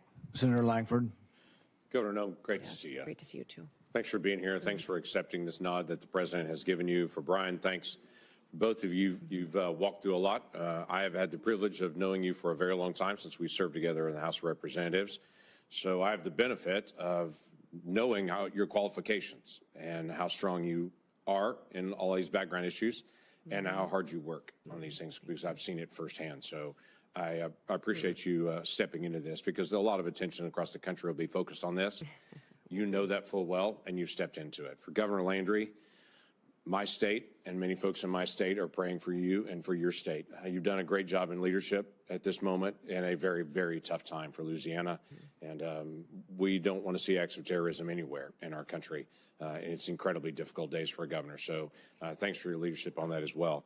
I also have to tell you, Kristi, I've whined to my wife occasionally about the temperature that's coming on Monday. I'm very excited about Trump's inaugural, but we're all. And I thought, just for fun, I would check South Dakota on Monday. It's 1. Okay. For a high. For a high. Yeah, for a high. And so I'm going to stop whining about the temperature Monday here in Washington, D.C. on it. I'm going to run through a couple of things here because I know you. Not everybody in Oklahoma knows you. The questions that I get from people, though, in Oklahoma, I want to be able to run past you because they want to be able to know the answer to these things. So I'm just going to blitz through a whole bunch of them. Will you use the legal authority that DHS already has to be able to close our border? Yes, Senator. I will work with President Trump to ensure that we're securing our border. Thank you. There's a lot of things that this Congress needs to do, has already been mentioned by Senator Slotkin as well, that we need to do to be able to close loopholes, to be able to give you additional authority. But there's a tremendous amount of authority currently not being used. And Oklahomans are saying, is that about to be used? And they'll be grateful to be able to hear that. No other president has ever created a phone app to be able to facilitate a faster processing of aliens in, called the CBP-1 app. It's been mentioned several times here. Will you use your authority to stop facilitating faster processing of illegal aliens into our country with the CBP-1 app? Yes, Senator. We will eliminate the CBP-1 app, maintain some of the data that's in it that's critical to knowing who's in our country, but that app will no longer be in use. Thank you. No other president has ever used the parole authority just in general, humanitarian parole, to facilitate faster processing of aliens into our country, which leads to the catch and release we've all heard about. So the Oklahomans that I talk to say, are we about to end the abuse of parole and end catch and release? Is that about to stop? Senator, President Trump's been very clear that he will end catch and release. Terrific. Folks want to know, will you use your authority with the funds that are given to you by Congress, given to you, as the Biden administration did, to do environmental remediation around the border rather than actual border wall and border structure? Yeah, Senator, President Trump has been clear that he wants to build the wall. So do we. So will you use your authority to be able to scan more vehicles? And obviously, we've got to get you the funding to be able to do this, to be able to scan more vehicles and individuals that are carrying fentanyl into our country through our ports of entry. Yes, Senator, we will continue to use technologies, but hopefully be able to use more with the resources that we're granted to scan those vehicles and know what's coming in and out of this country. Last year, FEMA employees during disaster relief were instructed by one of their supervisors that if they see a Trump sign or a Trump flag flying, to skip that house, to not stop by there and tell them what their federal government can do for them. Will you allow FEMA employees or any within DHS to politicize their role and to pick and choose who gets help and who doesn't as an American? Senator, under President Trump's administration, disaster and emergency relief will not be handed out with political bias. Every American will be responded to and treated equally. That's what folks want to know. Will you review the Secret Service responsibilities to be able to go back through it and to say, are they focused on their primary mission, or is there something that could distract? Secret Service still chases down financial crimes. They're still chasing down child exploitation. Those are serious things for Treasury or for FBI to do. But there's a question is if that's the first priority for Secret Service. Senator, the Secret Service is in need of dramatic reforms. They do have a protective detail element that is their priority, and also an investigation side. My understanding is that that investigation side is often used to train the protective detailed officers, but clearly they are not focusing on what their true duty is, and it needs to get back onto what they were created for, and that was the protective detail mission and emergency situations that they need to help plan and prepare for and defend. Thank you. This committee made a request to the Secretary of Homeland Security last year, and by the way, also the head of the FBI, to be able to come before this committee and to do what every Secretary of Homeland Security has done for the last 20 years, every single year, unbroken until last year. And then the Secretary refused to come before this committee in an open session and talk about national threats. Now, the former chairman protested strongly to the Biden administration and DHS. They weren't coming, but they still refused to be able to come. Yes, Senator. Senator Peters and I discussed this quite a bit in our meeting as well, and I have committed to come and give that briefing to this committee and to the American people. Thank you. We need that. Let me tell you another challenge we've had with Homeland Security in the past 4 years. When we ask for data and for information, we get, I'll get back to you on that. When we ask again and again and again and again, we get the same statement. I'll get back to you on that. Now, I can go down the street to the command center where they actually get the data in live and they have it up on big screens and they're tracking exactly what's happening on the southern border to the minute. But if I ask for what happened last month, they'll say, we're still gathering that data.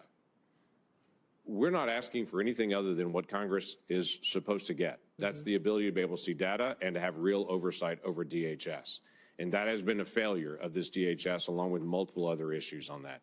When we request the data for basic things like how many special interest aliens were allowed across the border, if it was last year, we had to find out on our own. It was 70,000 people that were targeted by this administration as a potential national security risk, that were not just found at the border, that were released when they were found at the border. 70,000 people just from last year in the country right now that this administration declared at the border they're a potential national security risk.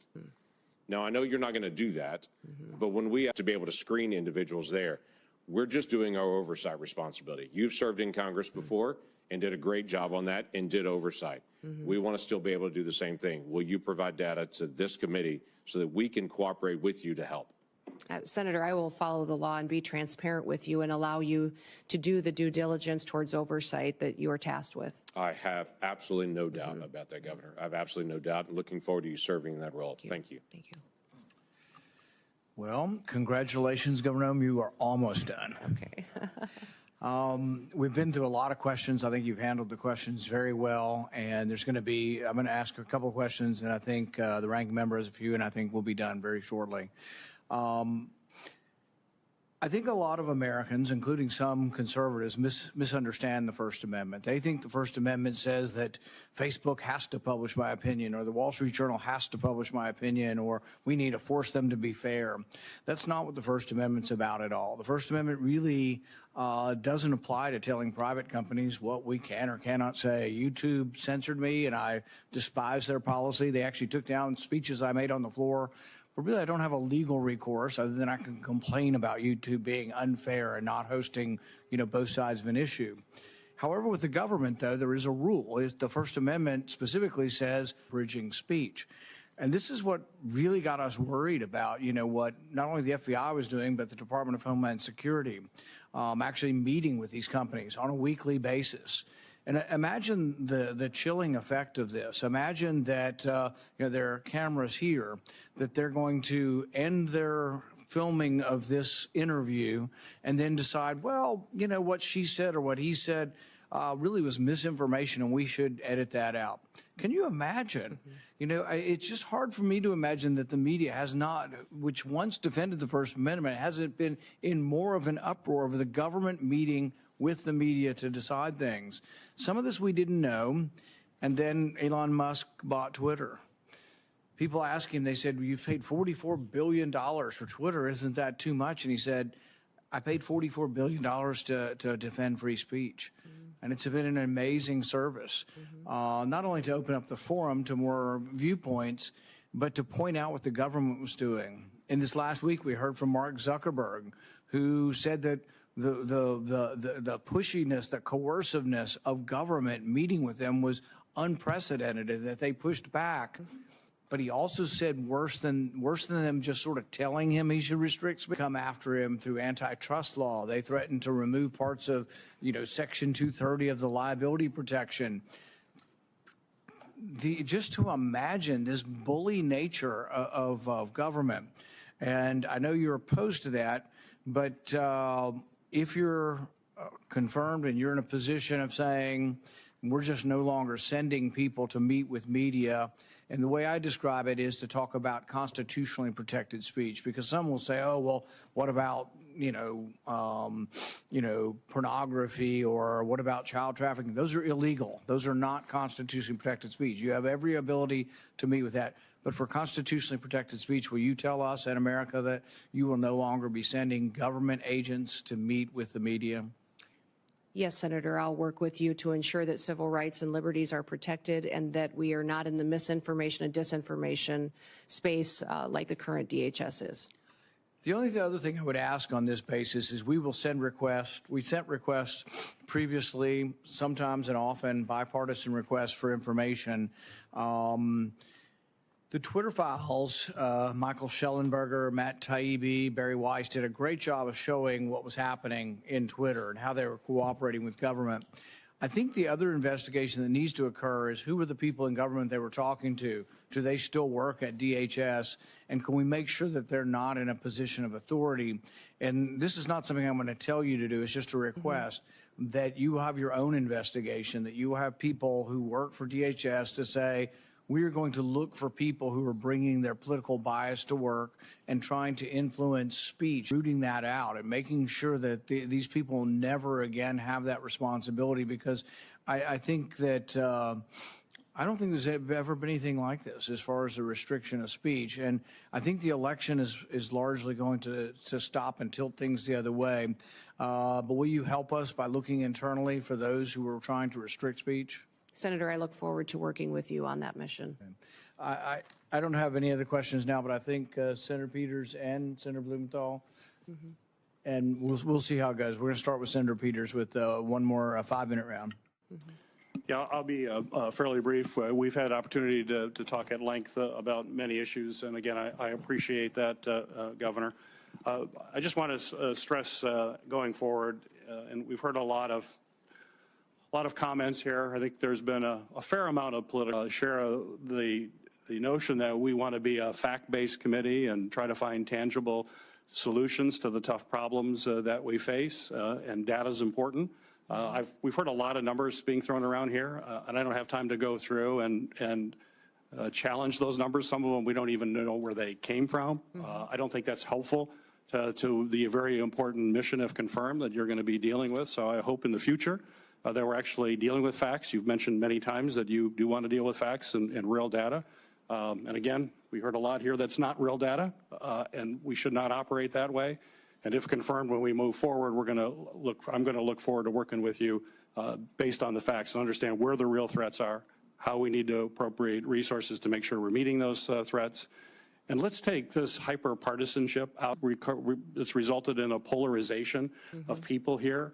We've got to come together as this country. We've got to lock arms and understand that we're all proud Americans. We all want to do what's best for the American people and solve the issues that are before us. So in that spirit, and certainly you've communicated that spirit to me, but in that spirit, I hope, if confirmed, that is exactly what you will be bringing to this office.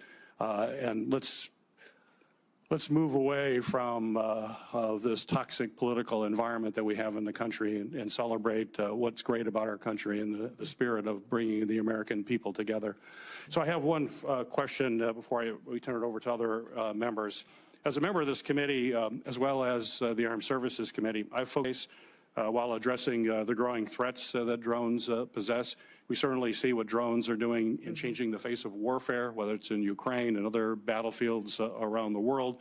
We are very concerned about the weaponization of those drones and what it could mean to the security here in the United States. I've proposed comprehensive legislation to extend authorities beyond just the FBI and DOJ and Homeland Security to local law enforcement. You mentioned in your comments about security for the Super Bowl, which is incredibly important. But we have to remember that that threat exists for all games. In fact, one of the biggest supporters of my legislation is the NFL. In fact, we just had a recent playoff game that was delayed because of drones that flew into that playoff game. We are very concerned that you could have a drone with a grenade or an explosive device, which would be absolutely catastrophic. It's absolutely essential that we address this threat. What we're seeing around the world and what we're seeing in daily activities should be a concern. I think this is just a matter of time. It's not if, it's when, and we need to be on the front end of that. And with that in mind, I want to remind folks that Congress just recently extended critical counter-UAS authority, counter-drone authority, only for a short-time basis for the 12th time. We only do these little tiny short-term extensions, and we aren't dealing with the problem comprehensively as we should. And those are going to expire on March 14th, a very short time from now. And so my question for you, Governor, is if confirmed as DH Secretary, will you commit to working with me and my colleagues to pass durable, long-term authorities that will protect this country from what is a real threat and it's just a matter of time?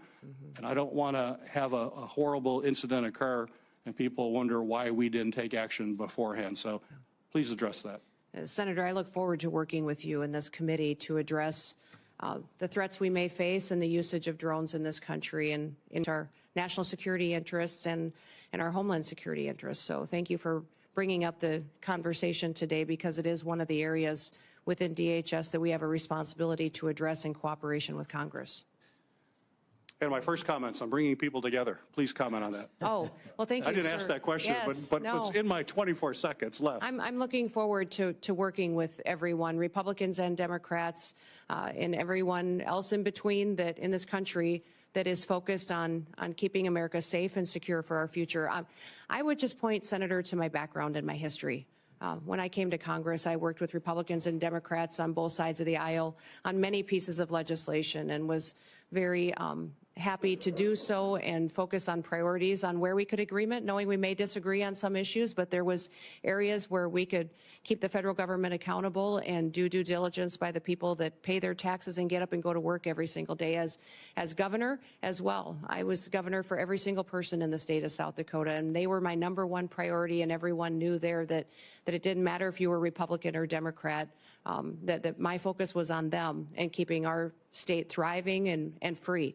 So I look forward to continuing the work that I always have to be coming up with solutions and in a bipartisan manner. And hopefully my visits to your office and conversations reflected that and my intention on how I would conduct the role as the Department of Homeland Security Secretary. Got a brief follow-up to that. Sure. So it's data Yes. and facts that we can all agree on that drive our policy and not political theater. Would you agree? Well, certainly, sir, we need to be addressing facts and information rather than political theater. We also need to speak truth to facts. So I think it's important that we're willing to confront our challenges head on and have those conversations. And you'll see me back at your office door very soon to continue our work together. Very good. Thank you. And I want to second basically what Senator Peters has said. Like on records requests, I've told him, and I plan on it, it's going to be administration of my party. But if he wants records and they're legitimate records, we're going to sign requests together, and we'd like to get the records. It also helps, though, and I think Senator Langford mentioned this, is you ask a question, not you, but to the administration or any administration, and they're like, oh, yeah, we'll get back to you on it. Many times I've even asked in advance, and I would suggest that we ask in advance together. We ask in advance. If you're coming in a month, we say we want this data, be prepared to talk about it. And if you are, you'll have many more friends on both sides because what usually happens, and that's why I don't like springing the question. If it's a technical question that needs data, we're going to tell you in advance, at least I will, and we want you to come prepared with that. And that goes a long way because really what happens is we get stiff-armed. They say, we'll get back to you. And then we have no way to force you, really, other than we could cut the money off, and nobody ever does that. But you'll have 200,000 people working for you.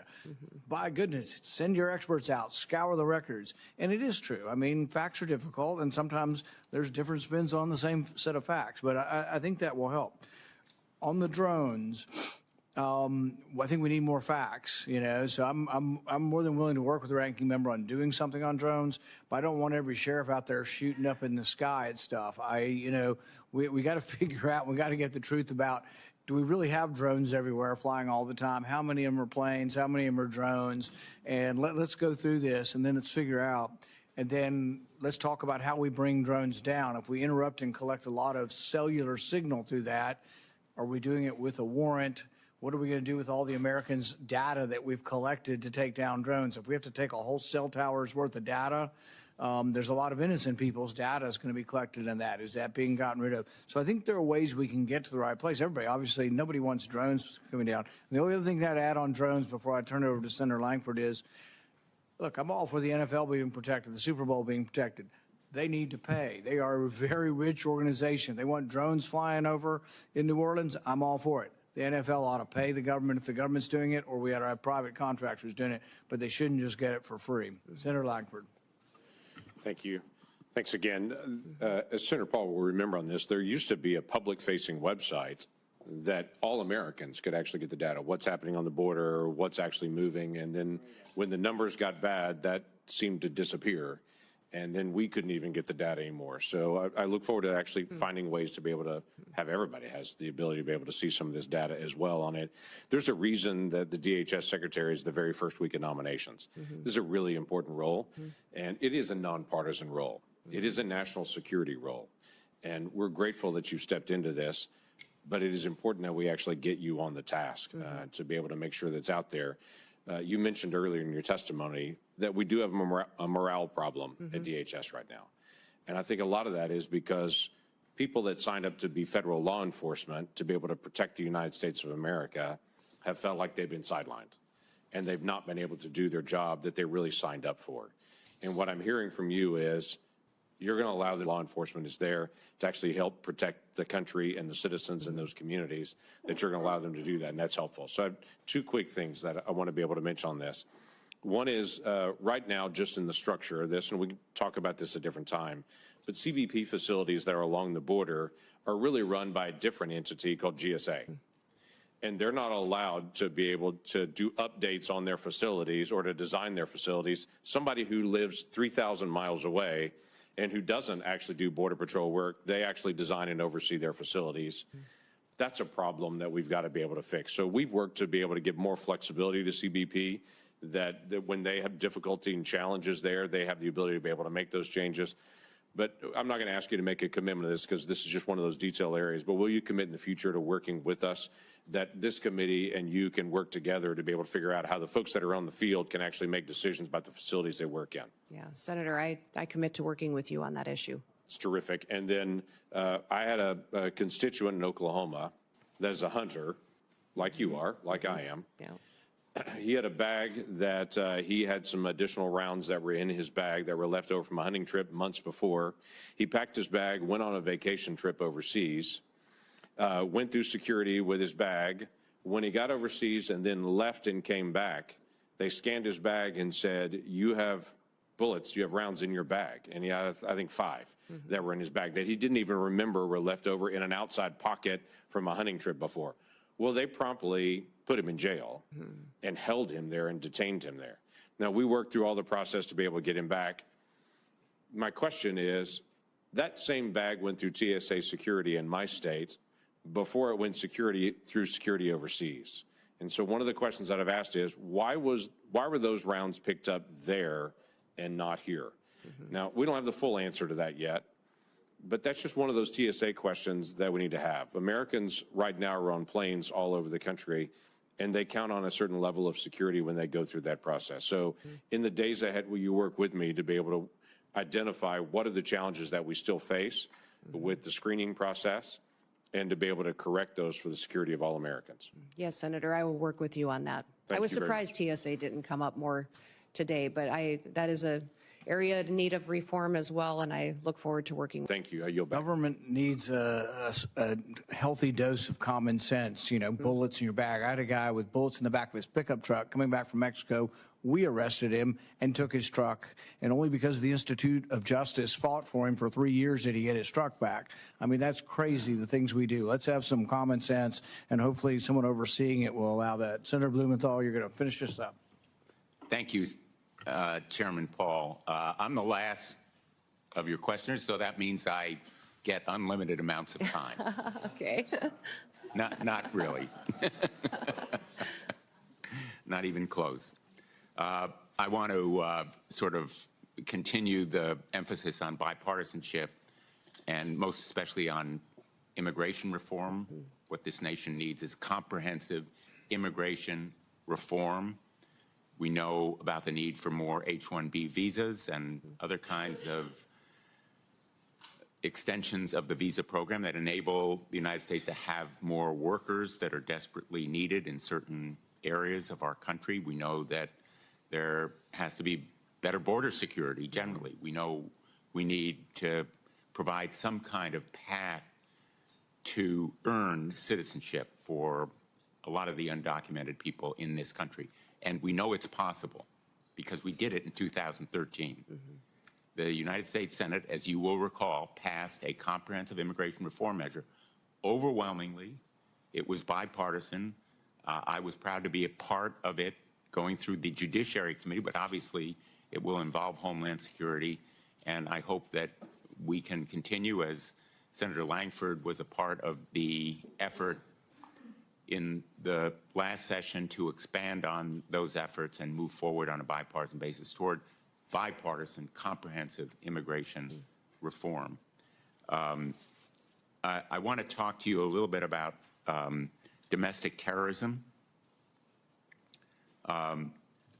which we discussed during my previous round, and I know you've discussed it afterward, including not just migrant crime and radicalization by ISIS, which are real and present problems.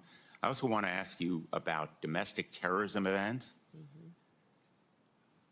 unrelated to groups outside our borders, we've seen a rise in anti-Semitism in this country. It has spiked beyond any prediction. And I want to know of your concern with anti-Semitist, racist events, Charlottesville, Buffalo, Pittsburgh. There's a shorthand for these violent terrorist acts against people in the United States. Yes, Senator, I'm very concerned about what we've seen in this country as far as anti-Semitic violence that has happened. In fact, last year during our legislative session, I brought legislation to more clearly define it so that we could fight it in our home state. And I'm hopeful I can work with you to continue to do what we can to make sure that we are addressing this rising threat and not facilitating it in this country. And I just want to make sure that when you say we're protecting Americans against terrorism, that we're protecting all Americans, including people in mosques, in churches, in synagogues, people regardless of their worship, their race, their background. We need to protect all Americans from anti-Semitism, racism, Islamophobia. I hope you'll commit to that effort. Yes, correct. Thank you, Senator, and I look forward to working with you to do that. In my closing minute and a half, I just want to call your attention to an effort that I've led to help reunite children with their parents, children who were separated as a result of the so-called family separation policy in the last administration. I have introduced a measure called Keep Families Together, not only to limit separation of families at or near ports of entry, but also the Families Belong Together Act for several Congresses to help bring the children, the kids who were victims of this policy and who still are not back with their parents. I hope that you will support that kind of effort. Senator, the Trump administration never had a family separation policy. They had a zero tolerance policy, which said that our laws would be followed. What I'm alarmed by is the over 300,000 children that went missing during the Biden administration. And when we talk about children and what they're potentially facing as far as victimization in this country and the trafficking that's going on, this administration's lack of desire to find out where those children are or what they may be going through is alarming to me. So I want to stop that. Because my time is expiring, I'm just going to interrupt again with apologies to say, let's put aside. Well, I can't put aside 340,000 children. Labels. Let's put aside what happened in the past. There are still 1,000 children who are separated and waiting to be reunited. I'd like your commitment that you're going to continue the effort to reunite them with their parents. Senator, keeping families together is critically important to me and to this country. I'm concerned about Laken Riley's family, that they no longer have her. I'm concerned about the fact that we have people in this country that don't know where their children are, or people in other countries who sent their children here and they've been lost by this administration. So, yes, my focus will be to keep families together. We will uphold our law and we'll make sure that we're doing everything we can to keep our children safe from the trafficking and the drug epidemic that's hit this country. I'm going to end on an optimistic note and say I take that as a yes. Yeah. Thank you, Mr. Chairman. Thank you for your testimony. The nominee has filed responses to biographical and financial questionnaires, answered pre-hearing questions submitted by the committee, and had their financial statements reviewed by the Office of Government Ethics. Without objection, this, with the exception of the financial data which are on file and available for public inspection in the committee offices, the hearing will remain open until 5 p.m. today, Friday, January 17th, for the submission of statements and questions for the record. This hearing is adjourned.